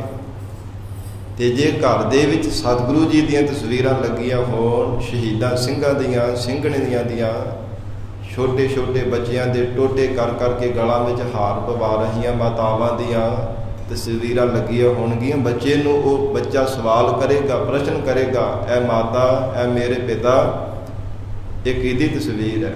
ਉਹ ਫਿਰ ਦੱਸਿਆ ਜਾਵੇਗਾ। ਇਤਿਹਾਸ ਦੇ ਨਾਲ ਉਹ ਸੁਦੇ ਸਿੱਧ ਹੀ ਫਿਰ ਉਹਦਾ ਚਿੱਤ ਜੁੜ ਜਾਵੇਗਾ। ਸੁਦੇ ਸਿੱਧ ਉਹ ਧਰਮੀ ਬਣੇਗਾ, ਧਰਮ ਦੇ ਮਾਰਗ ਤੇ ਚੱਲੇਗਾ, ਧਰਮ ਦੀ ਮਰਜ਼ਾਦਾ ਨੂੰ ਜੀਵਨ ਦੇ ਵਿੱਚ ਧਾਰਨ ਕਰੇਗਾ। ਇਹ ਸੁਭਾਵਿਕ ਹੈ। ਜੋ ਕੁਝ ਮਨੁੱਖ ਬਾਰ-ਬਾਰ ਦੇਖਦਾ ਅਤੇ ਸੁਣਦਾ ਹੈ, ਮਨ ਤੇ ਜ਼ਰੂਰ ਉਹਦੇ ਅਸਰ ਪੈਂਦਾ ਹੀ ਪੈਂਦਾ ਹੈ। ਇਹ ਸਾਧ ਸੰਗਤ ਜੀ ਜੀਵਨ ਦੇ ਵਿੱਚ ਪ੍ਰੈਕਟੀਕਲ ਕਰਕੇ ਦੇਖਣਾ ਇਹ ਸੁਭਾਵਿਕ ਹੈ। ਜੋ ਕੁਝ ਅਸੀਂ ਬਾਰ-ਬਾਰ ਦੇਖਦੇ ਹਾਂ, ਬਾਰ-ਬਾਰ ਸੁਣਦੇ ਹਾਂ, ਉਹਦਾ ਮਨ ਤੇ ਅਸਰ ਪੈਂਦਾ। ਉਹ ਚੰਗਾ ਹੈ ਚਾਹੇ ਮੰਦਾ ਹੈ, ਵਧੀਆ ਹੈ ਚਾਹੇ ਘਟੀਆ ਹੈ। ਘਟੀਆ ਤੇ ਬਹੁਤ ਛੇਤੀ ਅਸਰ ਪੈਂਦਾ, ਮੰਦਾਪਣ ਤੇ ਬਹੁਤ ਛੇਤੀ ਮਨ ਤੇ ਅਸਰ ਪੈਂਦਾ। ਜੋ ਹਰ ਸਮੇਂ ਢਲਿਆਈ ਵਾਲੇ ਪਾਸੇ ਲੈ ਕੇ ਜਾਵੇ, ਮਨ ਛੇਤੀ ਉਹ ਚੀਜ਼ ਨੂੰ ਪਕੜ ਕਰਦਾ ਹੈ। ਗਰੀਬ ਨਵਾਜ਼ ਮਹਾਰਾਜ ਸੱਚੇ ਪਾਤਸ਼ਾਹ ਹਜ਼ੂਰ ਫਰਮਾਨ ਕਰ ਰਹੇ ਹੈ ਐਸੇ ਜਿਹੜੇ ਬੰਦਗੀ ਕਰਨ ਵਾਲੇ ਮਹਾਤਮਾ ਨੇ, ਜਾਂ ਇਉਂ ਕਹਿ ਲਈਏ ਜੋ ਜਗਿਆਸੂ ਰੂਪ ਸਖੀਆਂ ਹਨ, ਜਿਨ੍ਹਾਂ ਦੇ ਪਤੀ ਪਰਮੇਸ਼ਰ ਦੇ ਨਾਲ ਮਿਲਣ ਦਾ ਮਨ ਦੇ ਵਿੱਚ ਉਮਾਹੜਾ ਪੈਦਾ ਹੋਇਆ, ਹਿਰਦੇ ਅੰਦਰ ਪ੍ਰੇਮ ਦਾ ਉਛਾਲਾ ਆਇਆ, ਕਿਉਂ ਮਿਲਿਆ ਹਰ ਜਾਏ, ਉਹ ਬਾਰ-ਬਾਰ ਯਤਨ ਕਰਦੀਆਂ, ਬੇਨਤੀਆਂ ਕਰਦੀਆਂ ਨੇ, ਕਿਉਂ ਮਿਲੀ ਹੈ, ਕਿਸ ਢੰਗ ਦੇ ਨਾਲ, ਕਿਵੇਂ ਮਿਲਿਆ ਜਾਵੇ। ਹਰ ਜਾਏ ਜੋ ਅਕਾਲ ਪੁਰਖ ਪਰਮੇਸ਼ਰ ਹਰ ਜਗ੍ਹਾ ਤੇ ਹੈ, ਜਾਏ ਨਾਮ ਜਗ੍ਹਾ ਦਾ ਹੈ। ਸਾਧ ਸੰਗਤ ਜੀ, ਇਉਂ ਬੈਰਾਗ ਵਿੱਚ ਆ ਕੇ ਉਹ ਜਗਿਆਸੂ ਰੂਪ ਸਖੀਆਂ ਬਾਰ-ਬਾਰ ਯਾਦ ਕਰਦੀਆਂ ਨੇ। ਜਿਵੇਂ ਬਬੀਹਾ ਹੈ ਨਾ, ਭਾਵੇਂ ਧਰਤੀ ਦੇ ਹੇਠਾਂ ਵੀ ਜਲ ਹੈ। ਸਾਧ ਸੰਗਤ ਜੀ, ਸਮੁੰਦਰਾਂ ਤੇ, ਨਦੀਆਂ ਤੇ, ਵਾਹੜਿਆਂ ਤੇ, ਨਾਲਿਆਂ ਤੇ ਕਿੰਨਾ ਕਿੰਨਾ ਜਲ ਹੁੰਦਾ। ਫਿਰ ਆਕਾਸ਼ ਦੇ ਵਿੱਚੋਂ ਵੀ ਭਾਵੇਂ ਲਗਾਤਾਰ ਵਰਖਾ ਹੋ ਰਹੀ ਹੋਵੇ, ਪਰ ਬਬੀਹੀ ਨੂੰ ਕੇਵਲ ਸਵਾਂਤੀ ਬੂੰਦ ਦੇ ਨਾਲ ਹੀ ਵਾਸਤਾ ਹੁੰਦਾ ਹੈ। ਪੀਊ ਪੀਊ ਕਰਕੇ ਪੁਕਾਰਦਾ ਰਹਿੰਦਾ ਹੈ ਬਾਰ-ਬਾਰ। ਜਿੰਨੀ ਦੇਰ ਤੱਕ ਸਵਾਂਤੀ ਬੂੰਦ ਨਾ ਪ੍ਰਾਪਤ ਹੋਵੇ, ਉਹ ਪੁਕਾਰ ਨੂੰ ਹਟਦਾ ਹੀ ਨਹੀਂ, ਬਾਰ-ਬਾਰ ਪੁਕਾਰਾਂ ਕਰੀ ਜਾਂਦਾ ਹੈ, ਪੁਕਾਰਾਂ ਕਰੀ ਜਾਂਦਾ ਹੈ। ਤਿਵੇਂ ਹੀ ਭਾਵੇਂ ਸੰਸਾਰ ਭਰ ਦੇ ਸਾਰੇ ਸੁੱਖ ਪ੍ਰਾਪਤ ਹੋ ਜਾਣ, ਧਨ ਪਦਾਰਥਾਂ ਦੀ ਕੋਈ ਤੋਟ ਨਾ ਹੋਵੇ, ਪਰ ਜਿਸ ਜਗਿਆਸੂ ਦੇ ਹਿਰਦੇ ਅੰਦਰ ਪਰਮਾਤਮਾ ਦੇ ਦਰਸ਼ਨਾਂ ਰੂਪ ਸਵਾਂਤੀ ਬੂੰਦ ਦੀ ਪਿਆਸਾ ਹੈ, ਉਹ ਫਿਰ ਪਰਮਾਤਮਾ ਨੂੰ ਯਾਦ ਕਰਦਾ ਹੈ। ਇਹ ਪਰਮਾਤਮਾ ਆਸ ਪਿਆਸੀ ਫਿਰ ਕਹਿ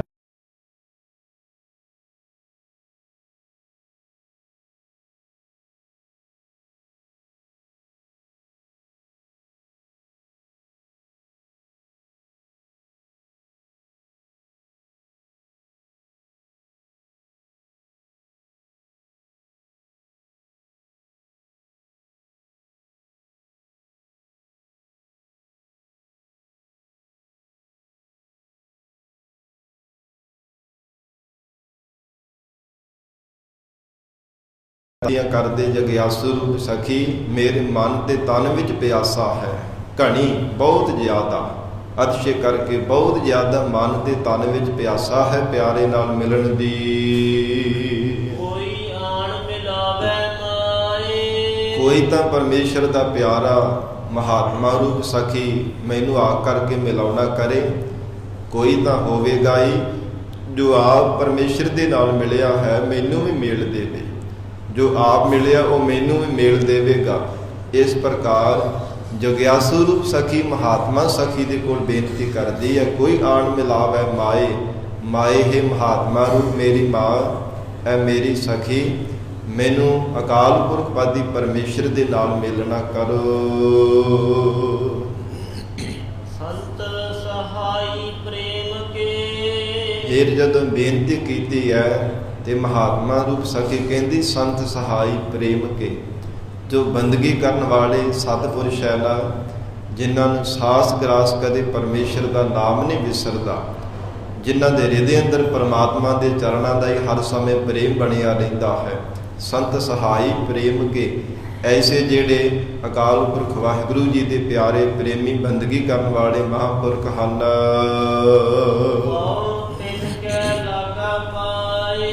ਮਹਾਰਾਜ ਸੱਚੇ ਪਾਤਸ਼ਾਹ ਉਚਾਰਨ ਕਰ ਰਹੇ ਹੈ, ਮਹਾਤਮਾ ਰੂਪ ਸਖੀ ਦੁਆਰਾ ਇਹ ਪ੍ਰਸ਼ਨ ਦਾ ਜਵਾਬ ਦਿੱਤਾ ਹੈ।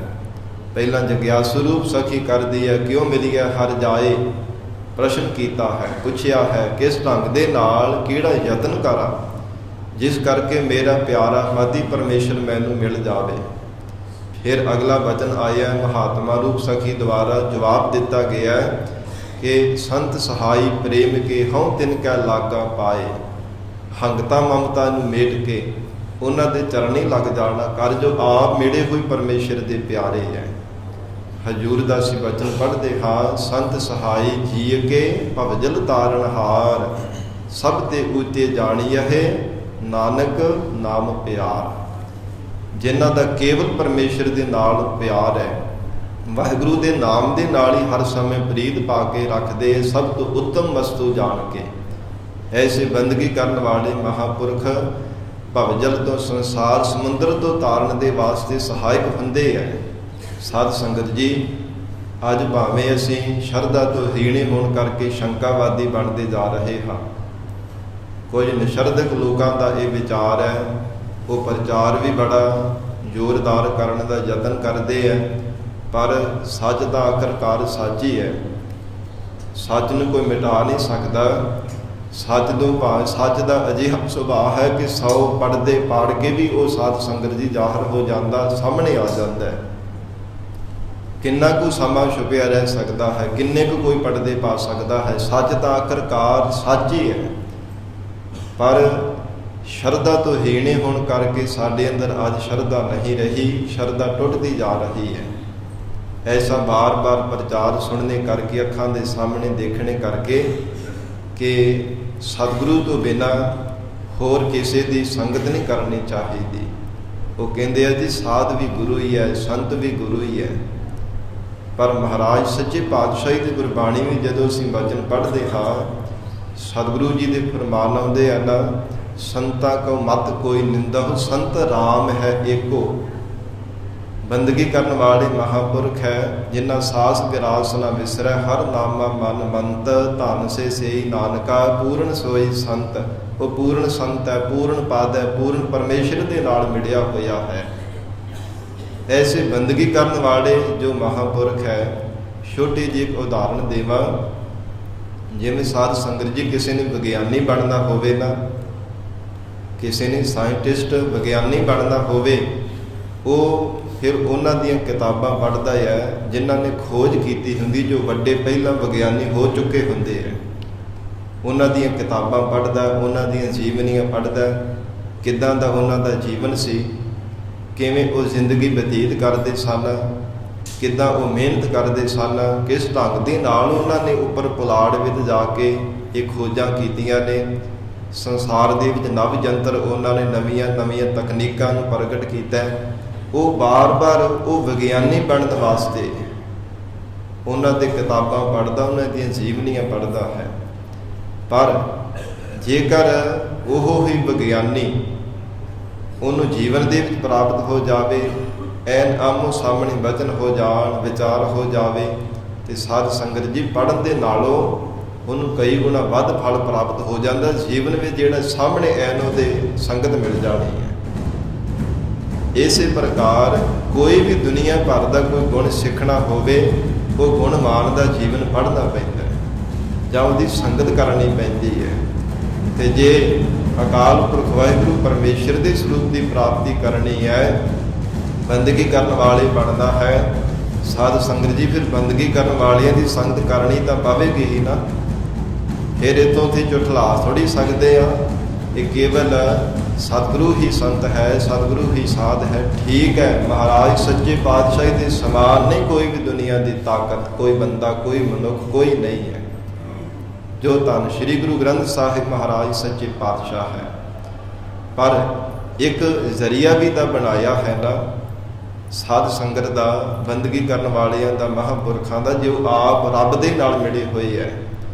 ਜੇ ਉਹਨਾਂ ਦਾ ਅਸੀਂ ਜੀਵਨ ਪੜ੍ਹਦੇ ਹਾਂ, ਜੀਵਨ ਵੀ ਇੱਕ ਉਹਨਾਂ ਦੀ ਪੜ੍ਹਨੇ ਵੀ, ਸੁਣਨਾ ਵੀ ਇੱਕ ਉਹਨਾਂ ਦੀ ਸੰਗਤ ਹੈ।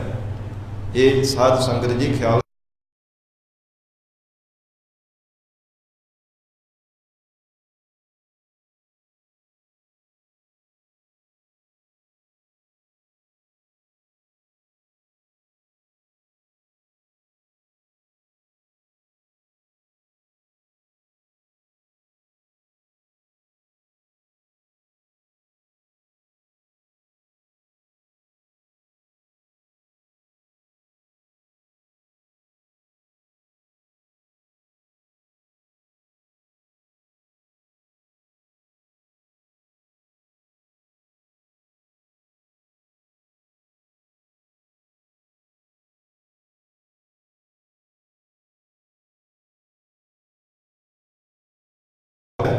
ਸੰਗਤ ਕਰਨੀ, ਭਾਵਨਾ ਦੇ ਨਾਲ ਸੰਗਤ ਕਰਨੀ ਚਾਹੀਦੀ ਹੈ। ਲੜੀਵਾਰ ਗੁਰਬਾਣੀ ਦੀ ਸ਼ਬਦ ਦੇ ਵਿਚਾਰ ਦੇ ਅੰਦਰ ਮਹਾਰਾਜ ਸੱਚੇ ਪਾਤਸ਼ਾਹ ਧੰਨ ਗੁਰੂ ਅਰਜਨ ਦੇਵ ਸਾਹਿਬ ਮਹਾਰਾਜ ਜੀ ਦੇ ਇਸ ਪ੍ਰਥਾਏ ਵਚਨ ਆਵਣਗੇ, ਫਿਰ ਅਸੀਂ ਵਿਚਾਰ ਕਰਨੀ ਹੈ। ਧੰਨ ਸਤਿਗੁਰੂ ਸ੍ਰੀ ਗੁਰੂ ਅਰਜਨ ਦੇਵ ਸਾਹਿਬ ਮਹਾਰਾਜ ਸੱਚੇ ਪਾਤਸ਼ਾਹ ਫਰਮਾਨ ਕਰ ਰਹੇ ਹੈ, ਸੰਤ ਸਹਾਈ ਪ੍ਰੇਮ ਕੇ ਹਉ ਤਿਨ ਕੈ ਲਾਗਾ ਪਾਏ। ਕਹਿੰਦੇ ਹਨ ਕਿ ਉਹਨਾਂ ਦੇ ਪਾਏ ਚਰਨੀ ਲੱਗਣਾ ਕਰ, ਉਹਨਾਂ ਦੇ ਪਿਆਰ ਦੇ ਵਿੱਚ ਭੇਜ ਕੇ ਨਿਮਰਤਾਵਾਨ ਹੋ ਕੇ ਸੰਗਤ ਕਰਨਾ ਕਰ, ਜੋ ਰੱਬ ਦੇ ਨਾਲ ਆਪ ਮਿਲੇ ਹੋਏ ਆ। ਪਾਈਐ। ਮਹਾਰਾਜ ਸੱਚੇ ਪਾਤਸ਼ਾਹ ਹਜ਼ੂਰ ਕਹਿੰਦੇ ਆ, ਬਿਨਾਂ ਪ੍ਰਭੂ ਦੇ ਮਿਲਿਆ ਪਰਮੇਸ਼ਰ ਦੀ ਪ੍ਰਾਪਤੀ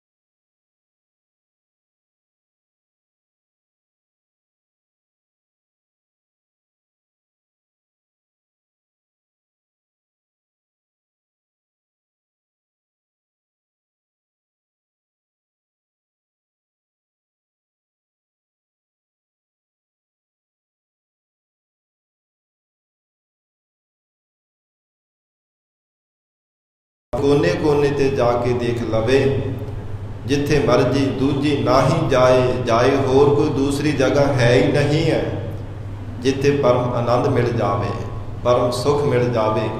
ਕੇਵਲ ਪਰਮੇਸ਼ਰ ਦੀ ਯਾਦ ਵਿੱਚ ਹੀ ਪਰਮ ਸੁਖ ਹੈ। ਪਰਮਾਤਮਾ ਦੇ ਨਾਮ ਭਾਵਨਾ ਪ੍ਰੇਮ ਦੇ ਨਾਲ ਜਪਣੇ ਕਰਕੇ ਹਿਰਦੇ ਵਿੱਚ ਪਰਮ ਸੁਖ ਮਿਲਦਾ ਹੈ।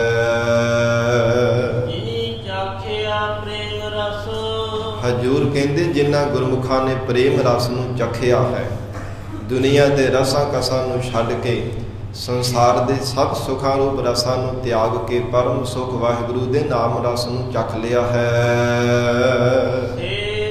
ਤ੍ਰਿਪਤ ਰਹੇ ਆਗਾਏ। ਉਹ ਗੁਰਮੁਖ ਪਿਆਰੇ ਤ੍ਰਿਪਤ ਹੋ ਗਏ ਹੈ, ਮਨ ਕਰਕੇ ਰੱਜ ਗਏ ਹੈ।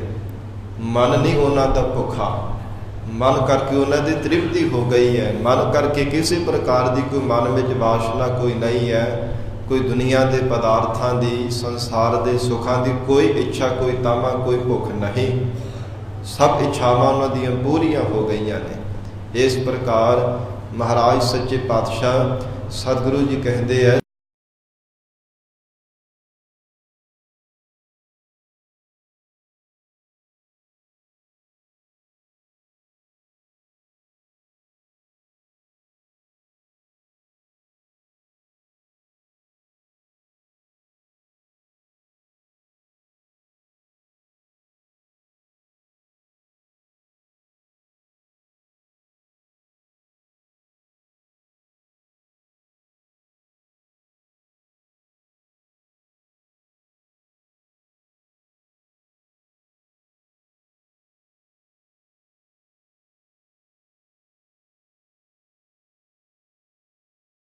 ਮਹਾਰਾਜ ਸੱਚੇ ਪਾਤਸ਼ਾਹ ਕਹਿੰਦੇ, ਇਉਂ ਇਕਜਿਤ ਹੋ ਕੇ ਬੇਨਤੀਆਂ ਕਰ, ਐ ਪਰਮਾਤਮਾ ਆਪਣੇ ਸ਼ਰਨਰੂਪੀ ਪੱਲੇ ਦੇ ਨਾਲ ਲੜ ਨਾਲ ਸਾਨੂੰ ਲਾ ਲਓ।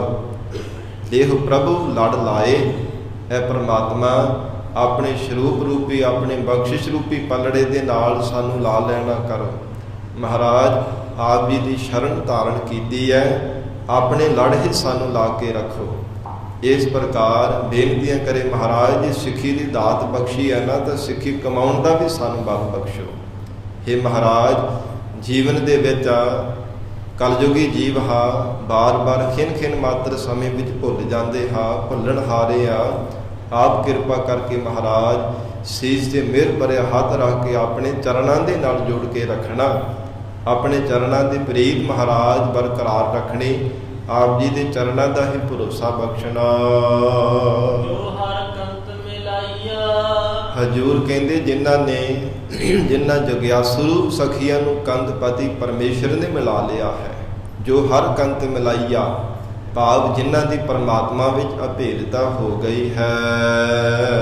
ਵਿਛੜ ਹੈ ਨਾ ਜਾਏ। ਉਹ ਜੀਵ ਰੂਪ ਸਖੀਆਂ ਦੁਬਾਰਾ ਵਿਛੜ ਕੇ ਕਤਹਿ ਨਾ ਜਾਏ, ਕਿਤੇ ਨਹੀਂ ਜਾਂਦੀਆਂ। ਭਾਵ ਉਹਨਾਂ ਗੁਰਮੁਖਾਂ ਨੂੰ ਫਿਰ ਬਾਰ-ਬਾਰ ਜਗਤ ਅੰਦਰ ਜਨਮ ਨਹੀਂ ਧਾਰਨ ਕਰਨਾ ਪੈਂਦਾ, ਜੰਮਣ ਮਰਨ ਦੇ ਗੇੜੇ ਵਿੱਚ ਨਹੀਂ ਪੈਣਾ ਪੈਂਦਾ। ਉਹ ਤਾਂ ਜਿਉਂ ਜਲ ਮਹਿ ਜਲ ਆਏ ਖਟਾਨਾ, ਤਿਉ ਜੋਤੀ ਸੰਗ ਜੋਤ ਸਮਾਨਾ। ਉਹ ਜੋਤੀ ਸਰੂਪ ਪਰਮਾਤਮਾ ਦਾ ਰੂਪ ਹੀ ਹੋ ਗਏ ਹੈ। ਦੁਬਾਰਾ ਉਹਨਾਂ ਨੂੰ ਜਗਤ ਅੰਦਰ ਜੰਮਣ ਮਰਨ ਦੇ ਗੇੜੇ ਵਿੱਚ ਨਹੀਂ ਪੈਣਾ ਪਿਆ। ਪ੍ਰਭੂ ਬਿਨ ਦੂਜਾ ਕੋ ਨਹੀਂ। ਐ ਪ੍ਰਭੂ, ਆਪ ਜੀ ਤੋਂ ਬਿਨਾਂ ਕੋਈ ਦੂਸਰਾ ਹੋਰ ਨਹੀਂ ਹੈ। ਐ ਪਿਆਰੇ ਪਰਮਾਤਮਾ, ਜੋ ਸਾਨੂੰ ਸੰਸਾਰ ਸਮੁੰਦਰ ਵਿੱਚ ਡੁੱਬਦਿਆਂ ਹੋਇਆਂ ਨੂੰ ਪਾਰ ਕਰ ਸਕੇ। ਬਾਰ-ਬਾਰ ਜੰਮਣ ਮਰਨ ਰੂਪੀ ਗੋਦੇ ਖਾਂਦਿਆਂ ਹੋਇਆਂ ਨੂੰ ਪਾਰ ਕਰ ਸਕੇ, ਮਾਤਾ ਦੇ ਗਰਭ ਦੇ ਵਿੱਚ ਪੁੱਠੇ ਬਾਰ-ਬਾਰ ਲਟਕਣੇ ਤੋਂ ਬਚਾ ਸਕੇ, 84 ਦੇ ਗੇੜੇ ਤੋਂ ਬਚਾ ਸਕੇ। ਇਹ ਪਰਮਾਤਮਾ ਪ੍ਰਭ ਬਿਨ ਦੂਜਾ ਕੋ ਨਹੀਂ। ਇਹ ਪ੍ਰਭੂ ਆਪ ਤੋਂ ਬਿਨਾਂ ਕੋਈ ਸੰਸਾਰ ਵਿੱਚ ਹੋਰ ਕੋਈ ਸ਼ਕਤੀ ਨਹੀਂ ਹੈ। ਨਾਨਕ ਹਰਿ ਸਰਣਾਏ। ਧੰਨ ਗੁਰੂ ਅਰਜਨ ਦੇਵ ਸਾਹਿਬ ਸੱਚੇ ਪਾਤਸ਼ਾਹ ਉਚਾਰਨ ਕਰ ਰਹੇ ਹੈ। ਇਹ ਜੀਵ ਇਉਂ ਬੇਨਤੀਆਂ ਕਰ ਸਤਿਗੁਰਾਂ ਦੇ ਚਰਨਾਂ ਵਿੱਚ। ਮਹਾਰਾਜ ਆਪ ਜੀ ਦੀ ਸ਼ਰਨ ਆਏ ਹਾਂ। ਆਪ ਜੀ ਦੀ ਸ਼ਰਨ ਧਾਰਨ ਕੀਤੀ ਹੈ, ਕਿਉਂਕਿ ਜੋ ਸ਼ਰਨ ਆਵੈ ਤਿਸ ਕੰਠ ਲਾਵੈ, ਇਹ ਬਿਰਧ ਸੁਆਮੀ ਸੰਦਾ। ਅਸੂ ਸੁਖੀ ਵਸੰਦੀਆ। ਸਮਾਪਤੀ ਦੀਆਂ ਪੰਕਤੀਆਂ ਵਿੱਚ ਮਹਾਰਾਜ ਸੱਚੇ ਪਾਤਸ਼ਾਹ ਅਸੂ ਦੇ ਮਹੀਨੇ ਦੁਆਰਾ ਫਰਮਾਨ ਕਰ ਰਹੇ ਹੈ। ਉਹ ਜਗਿਆਸੂ ਰੂਪ ਅਥਵਾ ਮਹਾਤਮਾ ਰੂਪ ਗੁਰਮੁਖਾਂ ਰੂਪ ਸਖੀਆਂ ਜੀਵਨ ਪਰਯੰਤ ਸੁਖਾਂ ਦੇ ਨਾਲ ਜੀਵਨ ਨਿਰਵਾਹ ਕਰ ਰਹੀਆਂ ਹਨ। ਸੁਖੀ ਬਸੰਦੀਆ, ਉਹਨਾਂ ਦੇ ਜੀਵਨ ਦੇ ਵਿੱਚ ਕੋਈ ਦੁੱਖ ਨਹੀਂ, ਕੋਈ ਤਕਲੀਫ ਨਹੀਂ, ਜਿਨ੍ਹਾਂ ਨੂੰ ਪਿਆਰਾ ਪਾਤੀ ਪਰਮੇਸ਼ਰ ਮਿਲ ਗਿਆ ਹੈ। ਹਰ ਰਾਏ ਰਾਜਾ ਸਰੂਪ, ਰਾਏ ਜੋ ਪ੍ਰਕਾਸ਼ ਸਰੂਪ ਪਰਮੇਸ਼ਰ ਹੈ, ਜਿਨ੍ਹਾਂ ਨੂੰ ਅਕਾਲ ਪੁਰਖ ਵਾਹਿਗੁਰੂ ਪਤੀ ਪਰਮਾਤਮਾ ਮਿਲ ਗਿਆ ਹੈ। ਮਇਆ, ਜਿਨ੍ਹਾਂ ਤੇ ਵਿਸ਼ੇਸ਼ ਕਰਕੇ ਪਰਮਾਤਮਾ ਨੇ ਦਇਆ ਦ੍ਰਿਸ਼ਟੀ ਕੀਤੀ ਹੈ। ਐਸਾ ਪਿਆਰਾ ਪਰਮੇਸ਼ਰ ਮਿਲਣੇ ਕਰਕੇ ਹਜੂਰ ਕਹਿੰਦੇ ਉਹਨਾਂ ਦੇ ਜੀਵਨ ਦੇ ਵਿੱਚੋਂ ਸਾਰੇ ਦੁੱਖ ਝੇੜੇ ਸਭ ਕੁਝ ਖਤਮ ਹੋ ਗਏ ਹੈ। ਅਕਾਲ ਪੁਰਖ ਵਾਹਿਗੁਰੂ ਦੀ ਪ੍ਰਾਪਤੀ ਹੋਣੇ ਕਰਕੇ ਇਹ ਮਹਾਰਾਜ ਸੱਚੇ ਪਾਤਸ਼ਾਹ ਜੀ ਨੇ ਅੱਜ ਅਸੂ ਦੇ ਮਹੀਨੇ ਦੇ ਸੰਗਰਾਮ ਦੁਆਰਾ ਉਪਦੇਸ਼ ਬਖਸ਼ਿਸ਼ ਕੀਤਾ ਹੈ। ਸਤ ਸੰਗਤ ਜੀ, ਇਵੇਂ ਹੀ ਪਿਆਰ ਦੇ ਨਾਲ ਇਕਾਗਰਤਾ ਬਣਾਈ ਰੱਖੋ। ਕੇਵਲ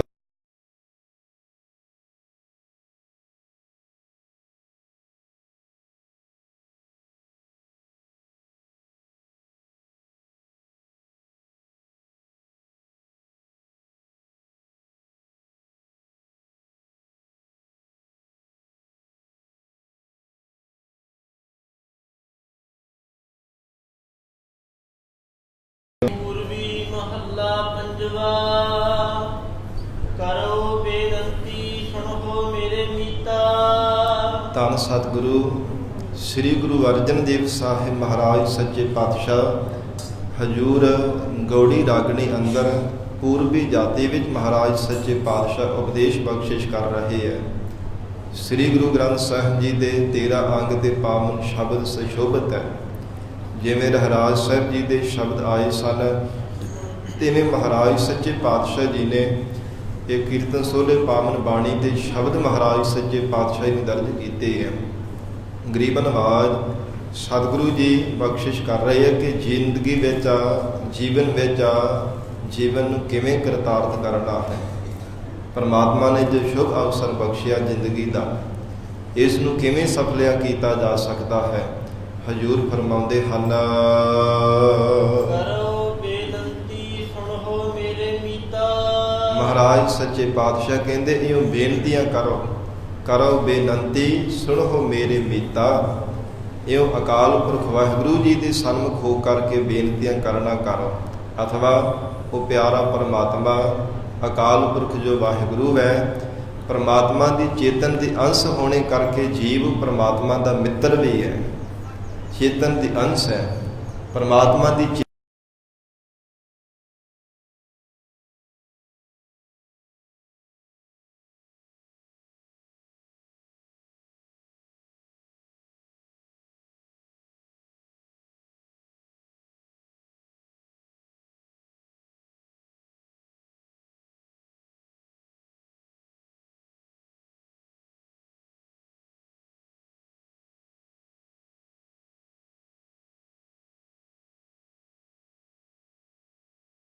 ਮਹਾਰਾਜ ਕਹਿੰਦੇ ਜੀਵਨ ਦੇ ਵਿੱਚ ਬੰਦਗੀ ਕਰਨ ਵਾਲੇ ਸਤਿਪੁਰਸ਼ਾਂ ਦੀ, ਸਤਸੰਗੀ ਜਨਾਂ ਦੀ ਸੰਗਤ ਕਰਨ ਦਾ ਹੁਣ ਵੇਲਾ ਹੈ।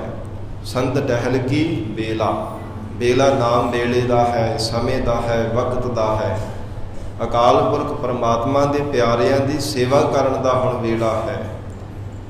ਜੇ ਜੀਵਨ ਦੇ ਵਿੱਚ ਸੇਵਾ ਨਾ ਕੀਤੀ ਜਾਵੇ, ਇਕੱਲਾ ਸਿਮਰਨ ਹੀ ਕਰੀ ਜਾਵੇ, ਇਕੱਲਾ ਗੁਰਬਾਣੀ ਹੀ ਪੜ੍ਹੀ ਜਾਵੇ, ਤੇ ਸਾਧ ਸੰਗਤ ਜੀ ਮਨ ਵਿੱਚ ਹੰਕਾਰ ਪੈਦਾ ਹੋ ਜਾਂਦਾ ਹੈ।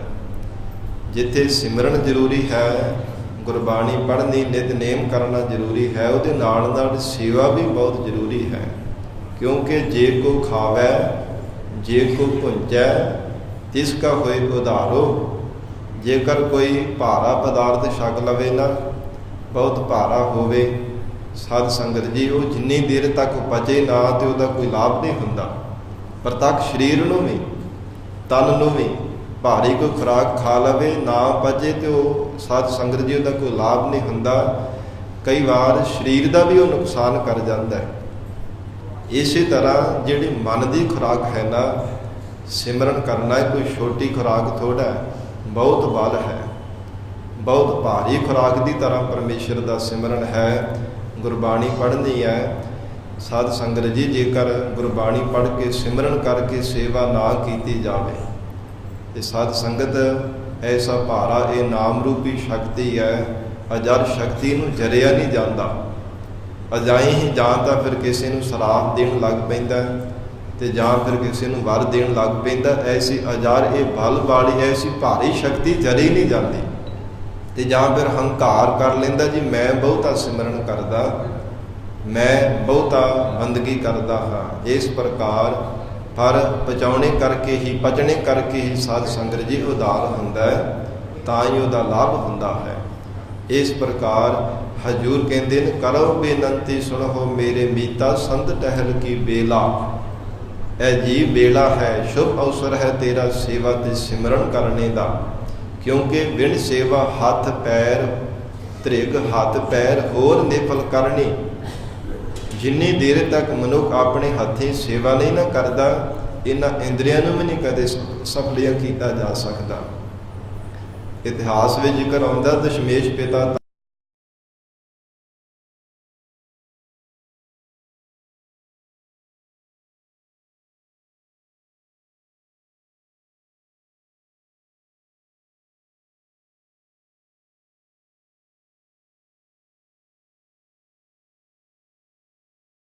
ਨਿਆਰਿਆਂ ਦਾ ਪੁੱਤਰ ਸੀ। ਸਾਧ ਸੰਗਤ ਜੀ, ਉਹ ਬੜੇ ਸ਼ਾਹੂਕਾਰ, ਬਹੁਤੇ ਧਨ ਪਦਾਰਥਾਂ ਵਾਲੇ ਸਨ। ਕੋਈ ਹੋਰ ਸਿੰਘ ਨੇੜੇ ਨਾ ਹੋਣੇ ਕਰਕੇ ਉਹਦੀ ਕੰਨੀ ਆਵਾਜ਼ ਪਈ ਤੇ ਆ ਕੇ ਕਹਿਣ ਲੱਗਾ, ਮਹਾਰਾਜ ਮੈਂ ਜਲ ਲੈ ਕੇ ਆਵਦਾ। ਉਹ ਕਟੋਰਾ ਭਰ ਕੇ ਪਾਣੀ ਨੂੰ ਲੈ ਆਇਆ ਤੇ ਸਤਿਗੁਰੂ ਜੀ ਨੂੰ, ਮਹਾਰਾਜ ਸੱਚੇ ਪਾਤਸ਼ਾਹ ਜੀ ਨੂੰ ਫੜਾਇਆ। ਇਹ ਸਤਿਗੁਰੂ ਜੀ ਜਲ ਛਕ ਲਓ। ਅੰਤਰਜਾਮੀ ਮਹਾਰਾਜ ਸੱਚੇ ਪਾਤਸ਼ਾਹ ਨੇ ਕਟੋਰਾ ਤਾਂ ਫੜ ਲਿਆ ਉਹਦੇ ਹੱਥੋਂ ਤੇ ਕਹਿਣ ਲੱਗੇ, ਭਾਈ ਕੀ ਕਰਦਾ ਹੁੰਨਾ? ਕਹਿੰਦਾ ਜੀ ਮਹਾਰਾਜ ਤੁਹਾਡੀ ਬੜੀ ਕਿਰਪਾ, ਧਨ ਦੀ, ਪਦਾਰਥਾਂ ਦੀ, ਵਸਤੂਆਂ ਦੀ ਕਿਸੇ ਪ੍ਰਕਾਰ ਦੀ ਕੋਈ ਥੋੜ ਨਹੀਂ ਹੈ, ਕਿਸੇ ਪ੍ਰਕਾਰ ਕੋਈ ਘਾਟ ਨਹੀਂ, ਸਾਰੇ ਸੁੱਖ ਆਪ ਦੇ ਬਖਸ਼ੇ ਆ। ਘਰ ਦੇ ਵਿੱਚ ਵੀ ਨੌਕਰ ਚਾਕਰ ਨੇ, ਮਹਾਰਾਜ ਕਦੇ ਕੋਈ ਹੱਥੀਂ ਕੰਮ ਨਹੀਂ ਕਰਦਾ, ਕੋਈ ਲੋੜ ਹੀ ਨਹੀਂ ਪੈਂਦੀ, ਇੰਨੀਆਂ ਸੁੱਖ ਸਹੂਲਤਾਂ ਆਪ ਨੇ ਬਖਸ਼ੀਆਂ ਨੇ, ਇੰਨੀ ਤੁਹਾਡੀ ਕਿਰਪਾ ਹੈ। ਤੇ ਮਹਾਰਾਜ ਅੱਜ ਪਹਿਲਾ ਦਿਨ ਹੈ, ਨਾਲੇ ਹੱਸੀ ਜਾਵੇ ਨਾਲੇ ਬੇਨਤੀ ਕਰੀ ਜਾਵੇ, ਮਹਾਰਾਜ ਅੱਜ ਪਹਿਲਾ ਦਿਨ ਹੈ, ਮੈਂ ਆਪਣੇ ਹੱਥੀਂ ਤੁਹਾਨੂੰ ਇਹ ਜਲ ਛਕਾਉਣ ਦੀ ਸੇਵਾ ਕਰ ਰਿਹਾ ਹਾਂ। ਤੇ ਸਤਿਗੁਰੂ ਜੀ ਨੇ ਭਰਿਆ ਹੋਇਆ ਜਲ ਦਾ ਕਟੋਰਾ ਧਰਤੀ ਤੇ ਡੋਲ ਦਿੱਤਾ। ਕਹਿੰਦੇ ਇਹ ਜਲ ਅਪਵਿੱਤਰ ਹੋ ਗਿਆ। ਕਹਿਣ ਲੱਗਾ, ਹੈ ਮਹਾਰਾਜ ਇਹ ਕਿਵੇਂ ਹੋ ਸਕਦਾ? ਬਹੁਤ ਹੈਰਾਨ ਹੋਇਆ, ਇਹ ਸਤਿਗੁਰੂ ਜੀ ਇਹ ਕਿਵੇਂ ਹੋ ਸਕਦਾ? ਪਾਣੀ ਅਪਵਿੱਤਰ ਕਿਵੇਂ ਹੋ ਗਿਆ? ਹੱਥ ਧੋ ਕੇ ਤਾਂ ਮੈਂ ਕਟੋਰਾ ਭਰ ਕੇ ਲੈ ਆਇਆ।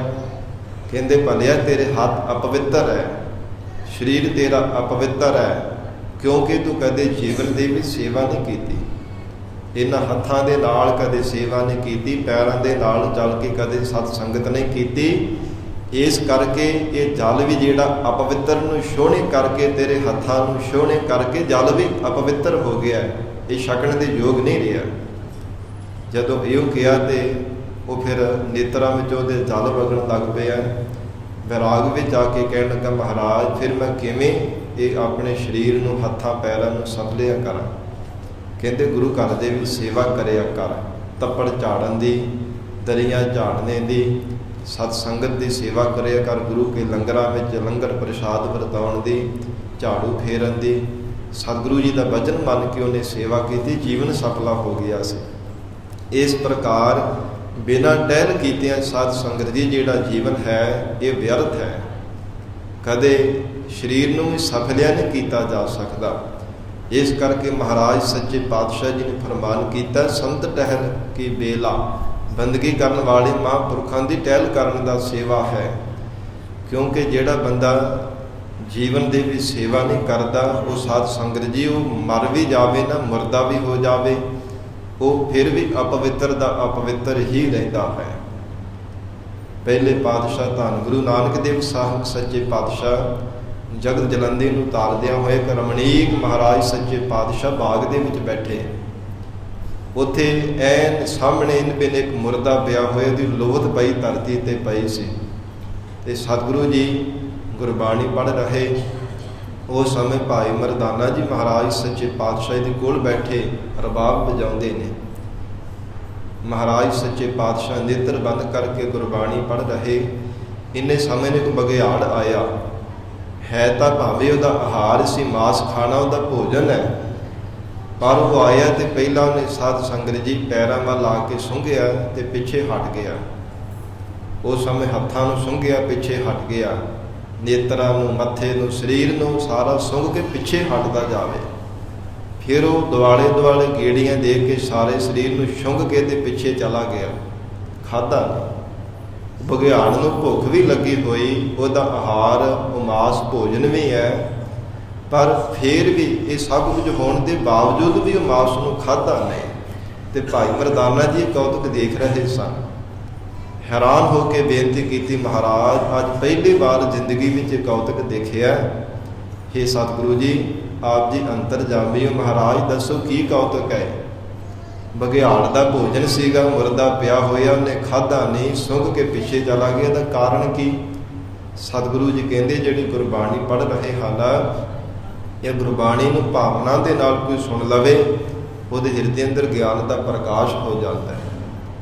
ਜਿਵੇਂ ਜਿਵੇਂ ਸੁਣਦਾ ਹੈ ਤਿਵੇਂ ਤਿਵੇਂ ਪਰਮ ਗਤੀ ਨੂੰ ਪ੍ਰਾਪਤ ਹੋਈ ਜਾਂਦਾ ਹੈ। ਅੰਮ੍ਰਿਤ ਬਾਣੀ ਹਰ ਹਰ ਤੇਰੀ, ਸੁਣ ਸੁਣ ਹੋਵੇ ਪਰਮ ਗਤ ਮੇਰੀ। ਜਦੋਂ ਮਹਾਰਾਜ ਸੱਚੇ ਪਾਤਸ਼ਾਹ ਗੁਰਬਾਣੀ ਪੜ੍ਹ ਰਹੇ ਸਨ, ਫਲਦਾਇਕ ਜਿਹੜੇ ਸਾਧ ਸੰਗਤ ਜੀ ਰੁੱਖ ਸਨ, ਉਹਨਾਂ ਦੇ ਵਿੱਚੋਂ ਵੀ ਅੰਮ੍ਰਿਤ ਦੇ ਝਰਨੇ ਰਸ ਚੋਣ ਲੱਗ ਪਿਆ ਸੀ, ਫਲਾਂ ਦੇ ਵਿੱਚੋਂ, ਰੁੱਖਾਂ ਦੇ ਵਿੱਚੋਂ ਵੀ। ਐਸੀ ਗਾਈ ਸਿਫਤ ਮਹਾਰਾਜ ਜੀ ਨੇ ਗਾਈ। ਤੇ ਕਹਿੰਦੇ ਇਹ ਬਘਿਆੜ ਦੇ ਕੰਨੀ ਆਵਾਜ਼ ਪੈਣੇ ਕਰਕੇ ਇਹਨੂੰ ਪਿਛਲੇ ਜੀਵਨ ਦੀ ਸੋਝੀ ਆ ਗਈ ਸੀ ਕਿ ਮੈਂ ਇਹ ਮਾਸ ਖਾਣੇ ਕਰਕੇ ਹੀ ਮੈਂ ਇਸ ਜੂਨ ਨੂੰ ਪ੍ਰਾਪਤ ਹੋਇਆ, ਬਘਿਆੜ ਦੇ ਜੂਨ ਵਿੱਚ ਪਿਆ ਹਾਂ। ਇਹਦੇ ਵਿੱਚ ਮੇਰੀ ਵਾਸ਼ਨਾ ਲੱਗਣੇ ਕਰਕੇ ਮੈਂ ਇਸ ਜੂਨ ਨੂੰ ਪ੍ਰਾਪਤ ਹੋਇਆ। ਤੇ ਇੰਨੀ ਉਹਨੂੰ ਸੋਝੀ ਆ ਗਈ ਸੀ, ਇਤਨੀ ਜ਼ਿਆਦਾ ਉਹਦੇ ਹਿਰਦੇ ਅੰਦਰ ਗਿਆਨ ਦਾ ਪ੍ਰਕਾਸ਼ ਹੋ ਗਿਆ ਸੀਗਾ ਕਿ ਕਹਿਣ ਲੱਗਾ, ਜਦੋਂ ਪੈਰਾਂ ਨੂੰ ਸੁੰਘਿਆ ਤੇ ਕਹਿੰਦੇ ਪੈਰ ਅਪਵਿੱਤਰ ਹੈ। ਇਹਨਾਂ ਪੈਰਾਂ ਦੇ ਨਾਲ ਚੱਲ ਕੇ ਕਦੇ ਨਹੀਂ ਸਤ ਸੰਗਤ ਨਹੀਂ ਕੀਤੀ। ਹੱਥਾਂ ਨੂੰ ਸੁੰਘਿਆ, ਖਾਣ ਲੱਗਾ ਤੇ ਦੇਖਿਆ ਕਿ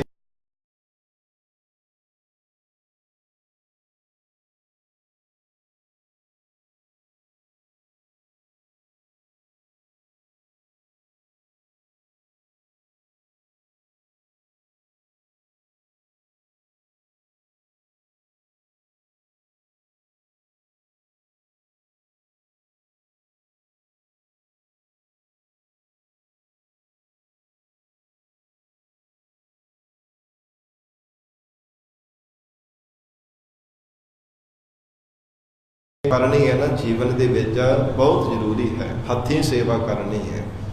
ਮਹਾਰਾਜ ਸੱਚੇ ਪਾਤਸ਼ਾਹ ਕਹਿੰਦੇ ਹੈ, ਸੰਤ ਟਹਿਲ ਕੀ ਬੇਲਾ, ਇਹ ਜੀਵ ਹੁਣ ਵੇਲਾ ਹੈ। ਪਰਮਾਤਮਾ ਨੇ ਸ਼ੁਭ ਅਵਸਰ ਦਿੱਤਾ ਤੈਨੂੰ, ਬੰਦਗੀ ਕਰਨ ਵਾਲੇ ਸਤਸੰਗੀ ਜਨਾਂ ਦੀ, ਸਾਧ ਸੰਗਤ ਦੀ ਭਾਵਨਾ ਦੇ ਨਾਲ ਸੇਵਾ ਕਰਿਆ ਕਰ। ਇਹਾ ਖਾਟ, ਇਹਾ ਐਸ ਲੋਕ ਦੇ ਵਿੱਚ ਇਹ ਲਾਹਾ ਖੱਟ ਕੇ ਚੱਲਣਾ ਕਰ। ਜਿਵੇਂ ਕੋਈ ਮਨੁੱਖ ਕਹੇ ਨਾ ਕਿ ਮੈਂ ਜ਼ਿੰਦਗੀ ਵਿੱਚ ਲਾਹਾ ਪ੍ਰਾਪਤ ਕਰਨਾ, ਕੋਈ ਧਨ ਕਰਕੇ, ਕੋਈ ਪਦਾਰਥਾਂ ਕਰਕੇ ਕਹਿੰਦਾ ਜੀ ਮੈਨੂੰ ਬੜਾ ਲਾਹਾ ਮਿਲਿਆ, ਬੜਾ ਲਾਭ ਪ੍ਰਾਪਤ ਹੋਇਆ। ਕੋਈ ਵਪਾਰ ਕਰਕੇ ਕਹਿੰਦਾ ਮੈਨੂੰ ਜ਼ਿੰਦਗੀ ਵਿੱਚ ਬਹੁਤ ਵੱਡਾ ਲਾਹਾ ਮਿਲਿਆ ਹੈ। ਇਸ ਪ੍ਰਕਾਰ ਹਜ਼ੂਰ ਕਹਿੰਦੇ ਜਿਹੜਾ ਸੱਚਾ ਲਾਹਾ ਹੈ ਉਹ ਪਰਮੇਸ਼ਰ ਦਾ ਨਾਮ ਰੂਪੀ ਧਨ ਦਾ ਲਾਹਾ ਹੈ। ਜੀਵਨ ਵਿੱਚ ਅਕਾਲ ਪੁਰਖ ਪਰਮੇਸ਼ਰ ਦਾ ਜਸ ਕਰਨ ਨੂੰ ਵੀ ਸੱਚਾ ਲਾਹਾ ਹੈ। ਜੇ ਭਾਵਨਾ ਦੇ ਨਾਲ ਪਰਮੇਸ਼ਰ ਦਾ ਨਾਮ ਜਪੇ, ਇਹਾ ਖਾਟ ਚੱਲਹੁ ਹਰ ਲਾਹਾ। ਜੀਵਨ ਹੁੰਦਿਆਂ ਹੋਇਆ ਜਿੰਨੀ ਦੇਰ ਤੱਕ ਤੇਰੇ ਸਵਾਸ ਚੱਲਦੇ ਹੈ, ਇਹ ਲਾਹਾ ਉਨੀ ਦੇਰ ਤੱਕ ਹੀ ਖੱਟ ਸਕਦਾ ਹੈ। ਸਵਾਸ ਪੂਰੇ ਹੋ ਗਏ, ਫਿਰ ਨਹੀਂ ਤੇਰੇ ਤੋਂ ਪਰਮੇਸ਼ਰ ਦਾ ਨਾਮ ਰੂਪੀ ਲਾਹਾ ਖੱਟਿਆ ਜਾਣਾ।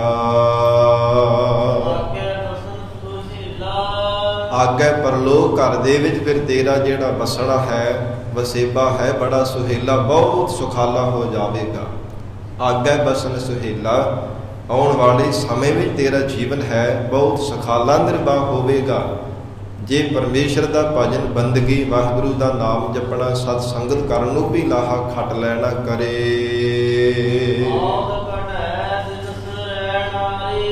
ਸਿੱਖ ਬੇਨਤੀ ਕਰ ਰਹੇ ਨੇ ਸਤਿਗੁਰਾਂ ਨੂੰ, ਮਹਾਰਾਜ ਆਪ ਜੀ ਜ਼ੋਰਦਾਰ ਕਿਉਂ, ਜ਼ੋਰ ਪਾ ਕਰਕੇ ਮਹਾਰਾਜ ਕਿਉਂ ਬਚਨ ਕਰ ਰਹੇ ਹੋ ਕਿ ਅੱਗੇ ਬੜਾ ਸੁਹੇਲਾ ਹੋਵੇਗਾ।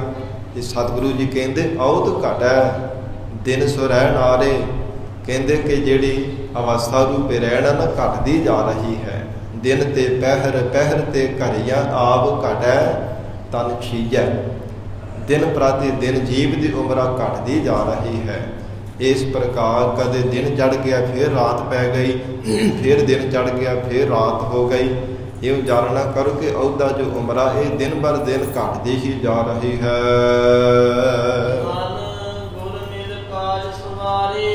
ਆਪਣੇ ਮਨ ਦੇ ਤਾਈਂ ਲੈ ਕੇ ਮਹਾਰਾਜ ਸੱਚੇ ਪਾਤਸ਼ਾਹ ਸਾਨੂੰ ਉਪਦੇਸ਼ ਦੇ ਰਹੇ ਹੈ। ਇਹ ਪਿਆਰੇ ਮਨਾ ਪੂਰੇ ਸਤਿਗੁਰੂ ਜੀ ਨਾਲ ਮਿਲ ਕੇ ਜੀਵਨ ਨੂੰ ਸਫਲਾ ਕਰਨ ਰੂਪੀ ਕਾਰਜ ਸਵਾਰ ਲੈਣਾ ਕਰ।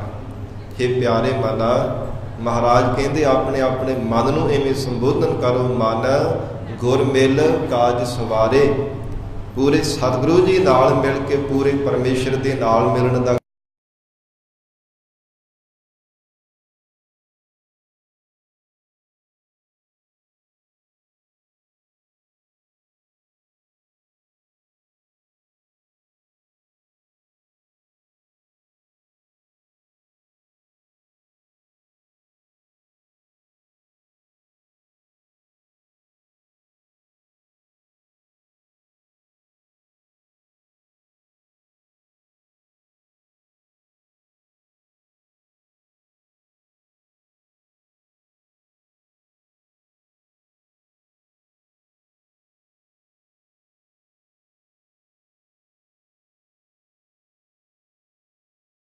ਫਿਰ ਉਹ ਕਾਰਜ ਦੇ ਵਿੱਚ ਵਿਕਾਰਾਂ ਰੂਪੀ ਇਹ ਜਿਹੜੇ ਬਾਰ-ਬਾਰ ਦੋਸ਼ ਪਾਉਣ ਵਾਲੇ ਇਹ ਵੀ ਕੋਈ ਵਿਘਨ ਨਹੀਂ ਪਾ ਸਕਣਗੇ। ਇਹ ਜਿਹੜੇ ਮਹਾਰਾਜ ਸੱਚੇ ਪਾਤਸ਼ਾਹ ਕਹਿੰਦੇ ਤੇਰੇ ਦੁਸ਼ਮਣ ਹੈ, ਕਿਉਂਕਿ ਦੁਸ਼ਮਣ ਦਾ ਹੀ ਸੁਭਾਅ ਹੁੰਦਾ ਹੈ ਬਣਦੇ ਹੋ ਕਾਰਜ ਦੇ ਵਿੱਚ ਵਿਘਨ ਪਾਉਣਾ। ਕੋਈ ਸਖਾ ਸੰਬੰਧੀ ਪਿਆਰ ਵਾਲਾ ਮਿੱਤਰ ਥੋੜਾ ਹੀ ਕੰਮ ਕਰਦਾ, ਉਹ ਸਗੋਂ ਉਹ ਜੋੜਨ ਦਾ ਯਤਨ ਕਰਦਾ, ਉਹ ਸਗੋਂ ਅਗਲੇ ਦੀ ਸਹਾਇਤਾ ਕਰਨ ਦਾ ਯਤਨ ਕਰਦਾ ਹੈ। ਵਿਘਨ ਪੈਂਦੇ ਹੋਏ ਵਿੱਚ ਸਹਾਇਕ ਹੋ ਕੇ ਉਹਨੂੰ ਚੰਗਾ ਕਰਨ ਦਾ ਯਤਨ ਕਰਦਾ। ਦੁਸ਼ਮਣ ਦਾ ਹੀ ਸੁਭਾਅ ਹੁੰਦਾ ਕਿ ਵਿਗਾੜਨਾ, ਇਹਨੂੰ ਛਿੜਕੜਾਉਣਾ। ਤੇ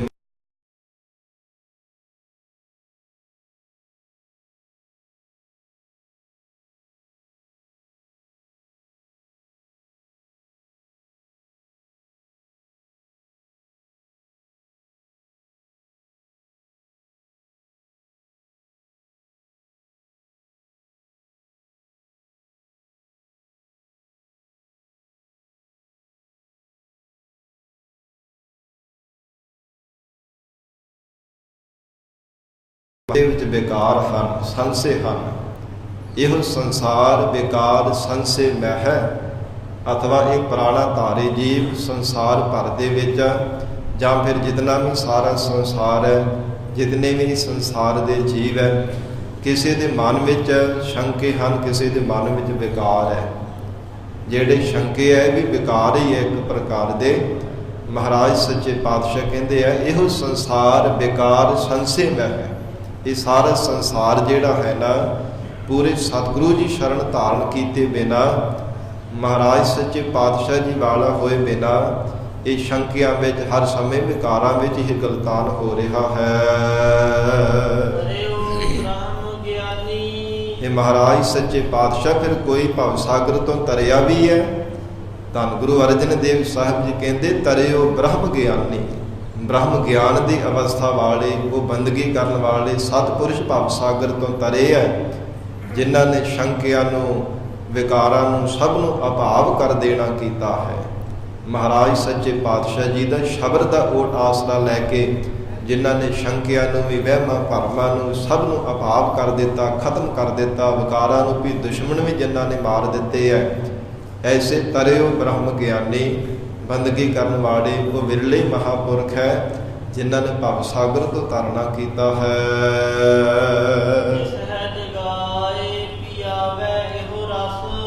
ਸੰਸਾਰ ਸਭ ਜਿਹੜਾ ਹੈ ਇਹ ਅਵਿਦਿਆ ਦੀ ਨਿੰਦਰਾ ਵਿੱਚ ਘੁੱਪ ਸੁੱਤਾ ਪਿਆ ਹੈ। ਮਾਇਆ ਦੀ ਮੋਹ ਮਮਤਾ ਵਿੱਚ ਐਨ ਸੁੱਤਾ ਪਿਆ, ਕੋਈ ਪਤਾ ਨਹੀਂ, ਕੋਈ ਸੁਰਤ ਨਹੀਂ ਹੈ। ਜਗਤ ਵਿੱਚ ਕਿਸ ਲਈ ਆਏ ਆ, ਕੀ ਕਰ ਰਹੇ ਆ, ਸਾਨੂੰ ਕਰਨਾ ਕੀ ਚਾਹੀਦਾ ਹੈ। ਮਹਾਰਾਜ ਸੱਚੇ ਪਾਤਸ਼ਾਹ ਕਹਿੰਦੇ ਪੂਰਾ ਪਰਮਾਤਮਾ ਅਕਾਲ ਪੁਰਖ ਵਾਹਿਗੁਰੂ ਜਿਸ ਜੀਵ ਤੇ ਕਿਰਪਾ ਕਰ ਦੇਵੇ, ਜਿਸ ਇਹ ਜਗਾਏ ਪੀ ਆਵੇ ਇਹੋ ਰਸ।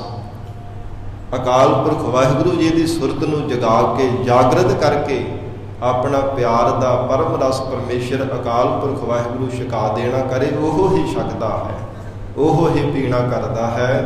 ਨਹੀਂ ਤਾਂ ਜੀਵ ਦੇ ਆਪਣੀ ਵੱਸ ਦੀ ਗੱਲ ਨਹੀਂ ਹੈ। ਤੇ ਜਾਗਦੇ ਕੌਣ ਹੈ? ਜੋ ਪਰਮੇਸ਼ਰ ਦਾ ਨਾਮ ਜਪਦੇ ਹੈ।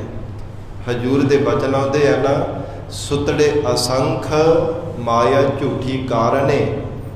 ਅਸੰਖ ਕਹੀਏ ਕਿ ਅਣਗਿਣਤ ਹੀ ਜੀਵ ਸੰਸਾਰ ਭਰ ਦੇ ਸੁੱਤੇ ਪਏ ਆ ਮਾਇਆ ਦੀ ਮੋਹ ਮਮਤਾ ਦੀ ਨੀਂਦਰਾ ਵਿੱਚ। ਸੁਤੜੇ ਅਸੰਖ ਮਾਇਆ ਝੂਠੀ ਕਾਰਨੇ। ਤੇ ਮਹਾਰਾਜ ਜਾਗਦੇ ਕੌਣ ਹੈ? ਹਜੂਰ ਕਹਿੰਦੇ ਨਾਨਕ ਤੇ ਜਾਗਨ ਜੇ ਰਸਨਾ ਨਾਮ ਉਚਾਰਣੇ। ਜੋ ਰਸਨਾ ਤੋਂ ਵਾਹਿਗੁਰੂ ਦਾ ਨਾਮ ਦਾ ਉਚਾਰਨ ਕਰਦੇ ਹੈ, ਭਾਵਨਾ ਦੇ ਨਾਲ ਵਾਹਿਗੁਰੂ ਦੀ ਯਾਦ ਵਿੱਚ ਜੁੜੇ ਰਹਿੰਦੇ, ਉਹ ਜਾਗਰਤ ਅਵਸਥਾ ਵਿੱਚ ਰਹਿੰਦੇ ਆ। ਉਹ ਜਾਗਣ ਵਾਲੇ ਹੀ ਪਰਮਾਤਮਾ ਦੇ ਪਰਮ ਰਸ ਨੂੰ ਪੀਂਦੇ ਹਨ। ਪਰਮਾਤਮਾ ਦੀ ਜੋ ਅਕਥ ਕਥਾ ਹੈ, ਜਿਸ ਨੂੰ ਕਥਨ ਨਹੀਂ ਕੀਤਾ ਜਾ ਸਕਦਾ, ਅਚੰਭੇ ਦੀ, ਹੈਰਾਨ ਕਰ ਦੇਣ ਵਾਲੀ ਪਰਮੇਸ਼ਰ ਦੀ ਅਚਰਜ ਕਥਾ ਹੈ, ਉਹਨਾਂ ਗੁਰਮੁਖਾਂ ਨੇ ਜਾਣੀ ਹੈ ਜਿਨ੍ਹਾਂ ਨੂੰ ਪਰਮਾਤਮਾ ਨੇ ਅਵਿਦਿਆ ਰੂਪ ਨਿੰਦਰਾ ਵਿੱਚ ਸੁੱਤਿਆਂ ਹੋਇਆਂ ਨੂੰ ਜਾਗਰਤ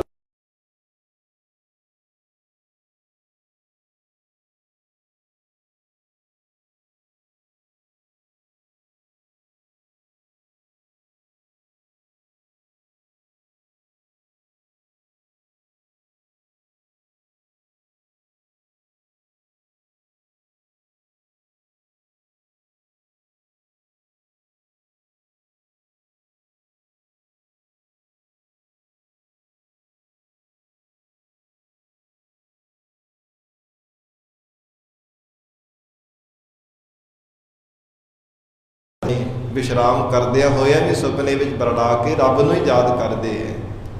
ਉਹ ਬਰੜਾ ਕੇ ਸੁਪਨੇ ਦੇ ਵਿੱਚ ਵੀ ਮੁਖ ਤੋਂ ਵਾਹਿਗੁਰੂ ਵਾਹਿਗੁਰੂ ਹੀ ਉਚਾਰਨ ਕਰ ਰਹੇ ਹੁੰਦੇ ਹੈ, ਪਰਮੇਸ਼ਰ ਦੇ ਗੁਣ ਗਾ ਰਹੇ ਹੁੰਦੇ ਹੈ। ਐਸਾ ਉਹਨਾਂ ਗੁਰਮੁਖਾਂ ਦਾ ਜੀਵਨ ਹੁੰਦਾ ਹੈ ਜਿਨ੍ਹਾਂ ਦੇ ਪਰਥਾਏ ਭਗਤ ਕਬੀਰ ਸਾਹਿਬ ਜੀ ਨੇ ਫਰਮਾਨ ਕੀਤਾ, ਕਬੀਰ ਸੁਪਨੈ ਹੂੰ ਬਰੜਾਏ ਕੈ ਜਿਹ ਮੁਖ ਨਿਕਸੈ ਰਾਮ ਤਾਕੇ ਪੱਗ ਕੀ ਪਾਨਹੀ ਮੇਰੇ ਤਨ ਕੋ ਚਾਮ। ਕਹਿੰਦੇ ਸਾਡੇ ਤਨ ਦਾ ਜੋੜਾ ਪਾਨਹੀ ਜੁੱਤੀ ਬਣਾ ਕਰਕੇ ਉਹ ਗੁਰਮੁਖ ਦੇ ਚਰਣੀ ਪਾ ਦੇਵੋ, ਜਿਹੜਾ ਸੁਪਨੇ ਦੇ ਵਿੱਚ ਵੀ ਬਰੜਾ ਕੇ ਰੱਬ ਨੂੰ ਯਾਦ ਕਰਦਾ ਹੈ। ਐਸੀ ਉਹਨਾਂ ਗੁਰਮੁਖਾਂ ਦੀ ਅਵਸਥਾ ਹੈ। ਧੰਨ ਸ਼੍ਰੀ ਗੁਰੂ ਅਰਜਨ ਦੇਵ ਸਾਹਿਬ ਮਹਾਰਾਜ ਸੱਚੇ ਪਾਤਸ਼ਾਹ ਫਰਮਾਨ ਕਰ ਰਹੇ ਹੈ, ਅਕਥ ਕਥਾ ਤਿਨ ਜਾਣੀ। ਕਥਨ ਤੋਂ ਰਹਿ ਤੋਂ ਪਰਮਾਤਮਾ ਦੀ ਕਥਾ ਨੂੰ ਉਹਨਾਂ ਗੁਰਮੁਖਾਂ ਨੇ ਜਾਣਿਆ ਹੈ, ਜਿਨ੍ਹਾਂ ਦੀ ਸੁਰਤ ਨੂੰ ਪਰਮਾਤਮਾ ਨੇ ਜਾਗਰਤ ਕੀਤਾ। ਉਹ ਕਥਨ ਆਪ ਵੀ ਪੂਰੀ ਨਹੀਂ ਕਰ ਸਕਦੇ। ਜਿਵੇਂ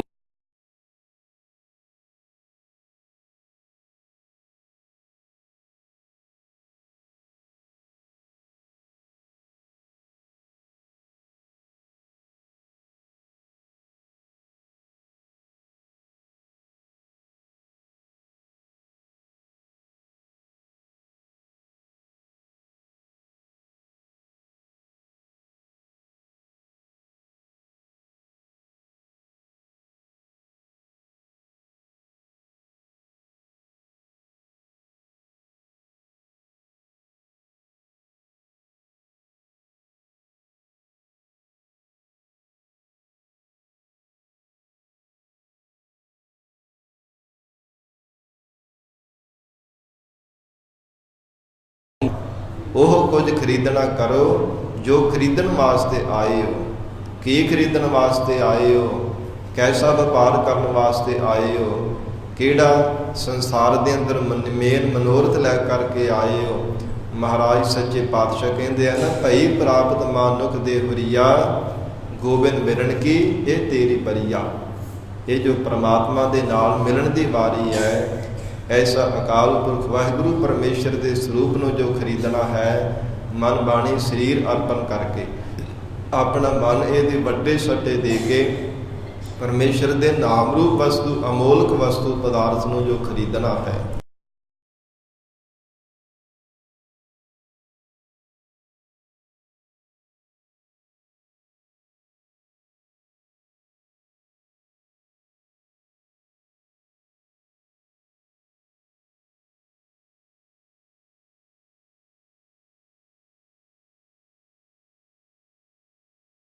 ਮਨ ਹੀ ਬਸੇਰਾ, ਮਨ ਹੀ ਬਸੇਰਾ, ਤੇਰੇ ਮਨ ਦੇ ਵਿੱਚ ਉਹ ਪਰਮਾਤਮਾ ਦਾ ਵਸੇਬਾ ਹੋ ਜਾਵੇਗਾ।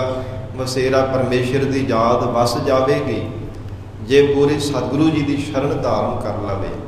ਇੱਕ ਮਨ ਵਿੱਚ ਭਾਵਨਾ ਧਾਰਨ ਕਰਕੇ ਗੁਰੂ ਚਰਨਾਂ ਵਿੱਚ ਆ ਜਾਵੇ, ਮਹਾਰਾਜ ਹਮ ਭੀਖਕ ਭੇਖਾਰੀ ਤੇਰੇ, ਤੂੰ ਨਿਜ ਪਤ ਹੈ ਦਾਤਾ। ਹੋ ਦਇਆਲ ਨਾਮ ਦੇਹੁ ਮੰਗਤ ਜਨ ਕਉ, ਸਦਾ ਰਹੋ ਰੰਗ ਰਾਤਾ।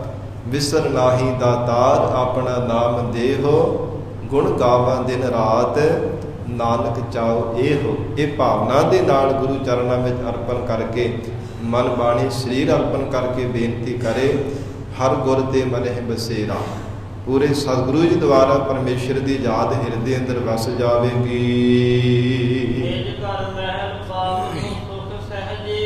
ਹਜੂਰ ਕਹਿੰਦੇ ਨਿਜ ਘਰ ਮਹਿਲ ਪਾਵਹੁ ਸੁਖ ਸਹਿਜੇ। ਸਹਿਜੇ ਗਿਆਨ ਦੁਆਰਾ, ਸਹਿਜੇ ਸ਼ਾਂਤੀ ਦੁਆਰਾ, ਸਹਿਜੇ ਸੁਧੇ ਸਿਧ ਹੀ ਅਕਾਲ ਪੁਰਖ ਵਾਹਿਗੁਰੂ ਦੇ ਸਰੂਪ ਰੂਪੀ ਮਹਿਲ ਦੀ ਪ੍ਰਾਪਤੀ ਹੋ ਜਾਵੇਗੀ। ਨਿਜ ਘਰ ਜੋ ਅੰਤਸ਼ਕਰਨ ਹੈ, ਨਿਜ ਘਰ ਜਿਹੜਾ ਆਪਣਾ ਘਰ ਹੈ, ਉਹ ਕਿਹੜਾ ਹੈ? ਪਰਮਾਤਮਾ ਦਾ ਸਰੂਪ ਰੂਪੀ ਘਰ ਹੈ। ਲੋਕ ਦਾ ਇਹ ਪਰਾਇਆ ਲੋਕ ਹੀ ਹੈ ਨਾ, ਸੰਸਾਰ ਵਿੱਚ ਸਦਾ ਵਾਸਤੇ ਥੋੜਾ ਰਹਿਣਾ ਹੈ। ਜੇ ਪਰਮਾਤਮਾ ਵਾਹਿਗੁਰੂ ਦੇ ਸਰੂਪ ਰੂਪੀ ਘਰ ਦੀ ਪ੍ਰਾਪਤੀ ਹੋ ਜਾਵੇ, ਉੱਥੋਂ ਫਿਰ ਦੁਬਾਰਾ ਨਹੀਂ ਕਿਤੇ ਜਾਣਾ ਪੈਂਦਾ।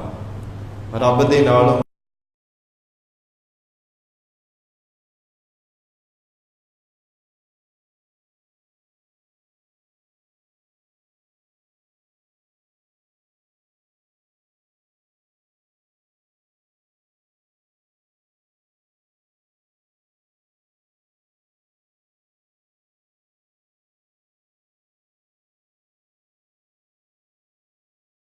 ਪੈ ਗਿਆ। ਮਹਾਰਾਜ ਚਾਰ ਕੁੰਟ ਦਹਿ ਦਿਸ ਭ੍ਰਮੇ, ਥੱਕ ਆਏ ਪ੍ਰਭ ਕੀ ਸਾਮ। ਚੌਹਾਂ ਕੁੰਟਾਂ ਵਿੱਚ, ਦਸਾਂ ਦਿਸ਼ਾਵਾਂ ਵਿੱਚ ਭੱਜ ਦੌੜ ਕਰਕੇ, 84 ਦੇ ਗੇੜੇ ਵਿੱਚ ਪੈ ਕੇ, ਜੂਨਾ ਵਿੱਚ ਭਟਕ ਕੇ, ਥੱਕ ਹਾਰ ਕੇ ਹੁਣ ਆਪ ਜੀ ਦੀ ਸ਼ਰਨ ਵਿੱਚ ਆਏ ਆ। ਮਹਾਰਾਜ ਕਿਰਪਾ ਕਰਕੇ ਸਾਨੂੰ ਆਪਣੀ ਅਭੇਦਤਾ ਬਖਸ਼ੋ। ਐ ਪਰਮਾਤਮਾ ਆਪਣੀ ਸ਼ਰਨ ਦੇ ਵਿੱਚ ਸਾਨੂੰ ਰੱਖਣਾ ਕਰੋ। ਇਸ ਪ੍ਰਕਾਰ ਹਜੂਰ ਨੇ ਫਰਮਾਨ ਕੀਤਾ, ਜੇ ਅਕਾਲ ਪੁਰਖ ਵਾਹਿਗੁਰੂ ਪਰਮੇਸ਼ਰ ਦੀ ਬਖਸ਼ਿਸ਼ ਹੋ ਜਾਵੇ, ਨਿਜ ਘਰ ਮਹਿਲ ਪਾਵਹੁ ਸੁਖ ਸਹਿਜੇ, ਉਹ ਫਿਰ ਬਾਰ-ਬਾਰ ਸਤ ਸੰਗਤ ਰੂਪੀ ਘਰ ਵਿੱਚ ਆ ਕੇ ਵਾਹਿਗੁਰੂ ਦੇ ਸਰੂਪ ਰੂਪੀ ਮਹਿਲ ਨੂੰ ਯਾਦ ਕਰਦੇ ਆ। ਮਹਾਰਾਜ ਕਹਿੰਦੇ ਤੇਨਾਂ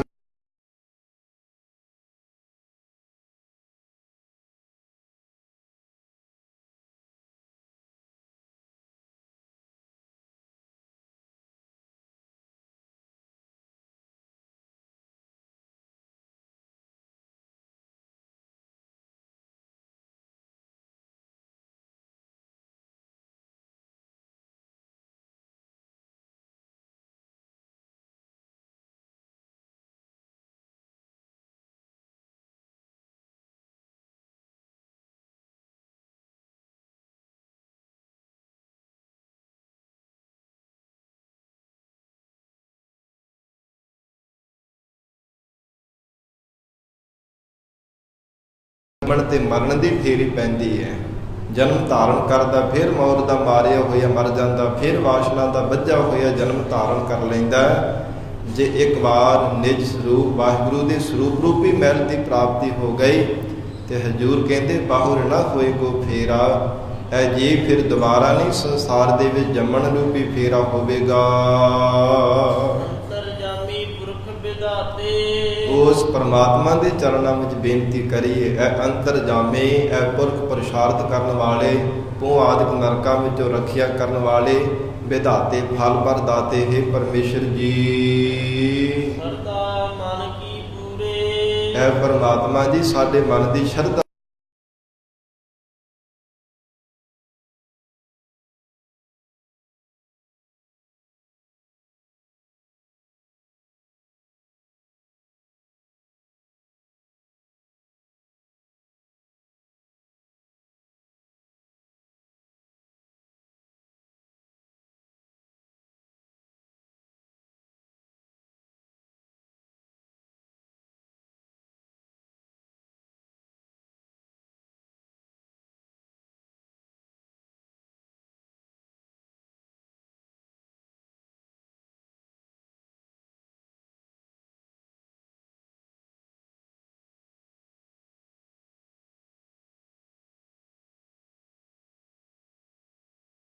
ਨਾਨਕ ਦਾਸ ਇਹ ਸੁਖ ਮੰਗੈ।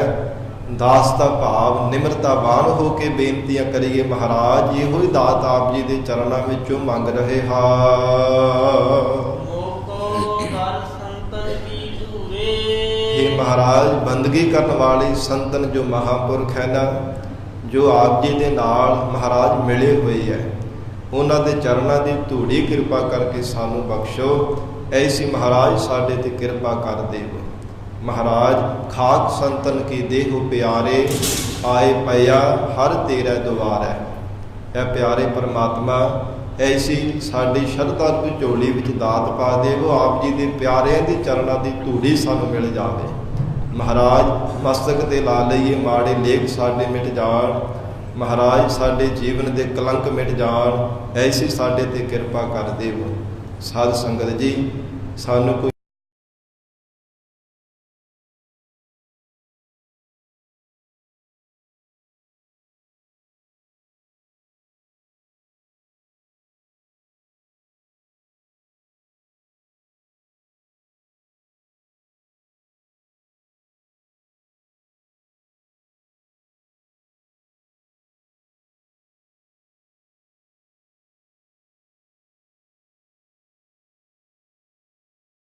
ਹੈ, ਸਰਸਵਤੀ ਹੈ, ਜਿਤਨੀਆਂ ਵੀ ਸਾਧ ਸੰਗਤ ਜੀ ਸ਼੍ਰੋਮਣੀਆਂ ਇਹ ਨਦੀਆਂ ਹਨ, ਇਹ ਸਭ ਮਿਲ ਕਰਕੇ ਬਾਰ-ਬਾਰ ਲੋਚਦੀਆਂ ਹਨ ਕਿ ਬੰਦਗੀ ਕਰਨ ਵਾਲੇ ਸਾਧੂ ਦੀ ਮਹਾਂਪੁਰਖ ਦੇ ਚਰਨਾਂ ਦੀ ਧੂੜ ਸਾਨੂੰ ਮਿਲ ਜਾਵੇ। ਤੇ ਕਰਹਿ ਉਦਮ ਧੂਰ ਸਾਧੂ ਕਹਿ ਤਾਈ, ਇਹ ਸਭ ਯਤਨ ਕਰਦੀਆਂ ਰਹਿੰਦੀਆਂ ਹਨ। ਕਿਉਂਕਿ ਜਿਹੜੇ ਇਸ ਪ੍ਰਕਾਰ ਕਥਾ ਵੀ ਆਉਂਦੀ ਹੈ, ਸਤ ਸੰਗਤ ਇੱਕ ਮਹਾਤਮਾ ਸਨ, ਉਹ ਬੜੇ ਤਰਕਾਲਦਰਸ਼ੀ ਬੰਦਗੀ ਕਰਨ ਵਾਲੇ ਮਹਾਂਪੁਰਖ ਸਨ। ਇੱਕ ਜਗਿਆਸੂ, ਉਹ ਹਰ ਸਮੇਂ ਗੰਗਾ ਇਸ਼ਨਾਨ ਕਰਨ ਵਾਸਤੇ ਹਰ ਸਾਲ ਜਾਇਆ ਕਰਦਾ। ਉਹਦਾ ਨਿਯਮ ਸੀ ਜੀਵਨ ਦੇ ਵਿੱਚ। ਜ਼ਿੰਦਗੀ ਦਾ ਵੱਡਾ ਪੱਖ ਉਹਦਾ ਇਸ ਨਿਯਮ ਦੇ ਵਿੱਚ ਲੰਘ ਗਿਆ ਸੀ। ਕੇਵਲ ਜੀਵਨ ਦੀ ਥੋੜੀ ਹੀ ਅਜੇ ਸਾਧ ਸੰਗਤ ਜੀ ਜ਼ਿੰਦਗੀ ਦਾ ਪੱਖ ਰਹਿੰਦਾ ਸੀ, ਥੋੜੀ ਉਮਰ ਬਾਕੀ ਬਚੀ ਸੀ।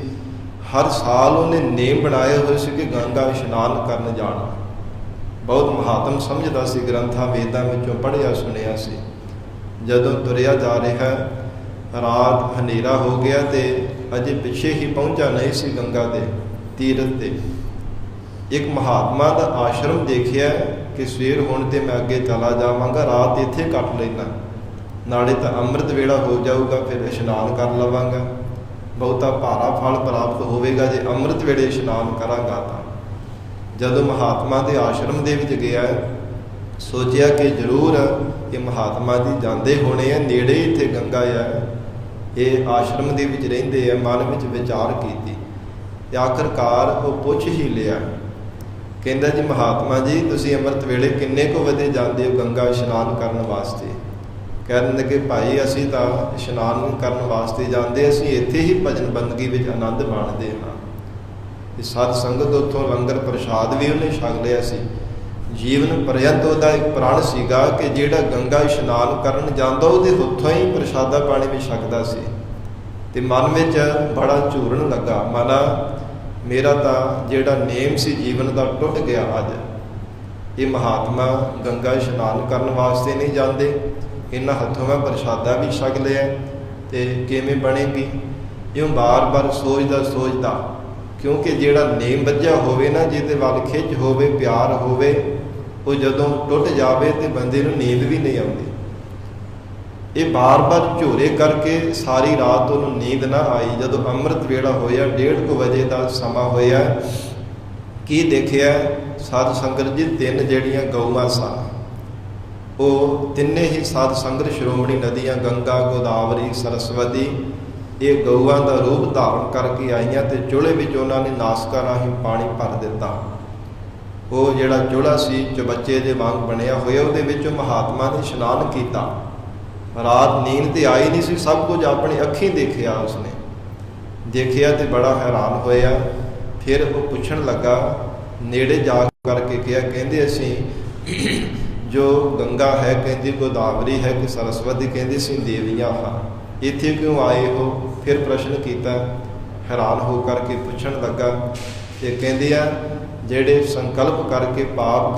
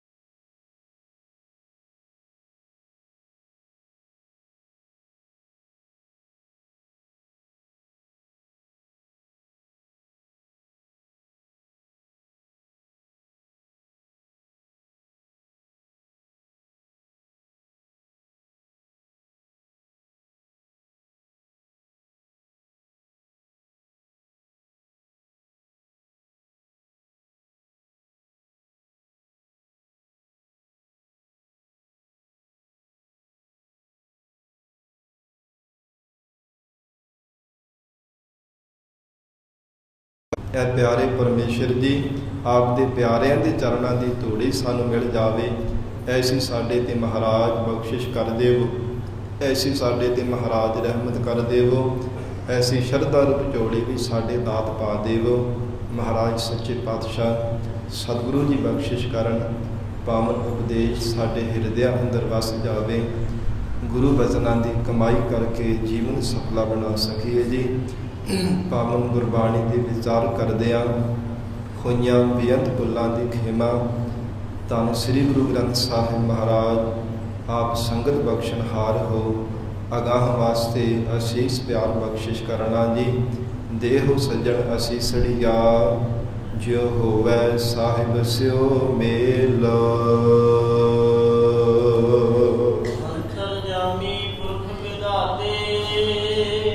ਸਰਦਾ ਮਨ ਕੀ ਪੂਰੇ,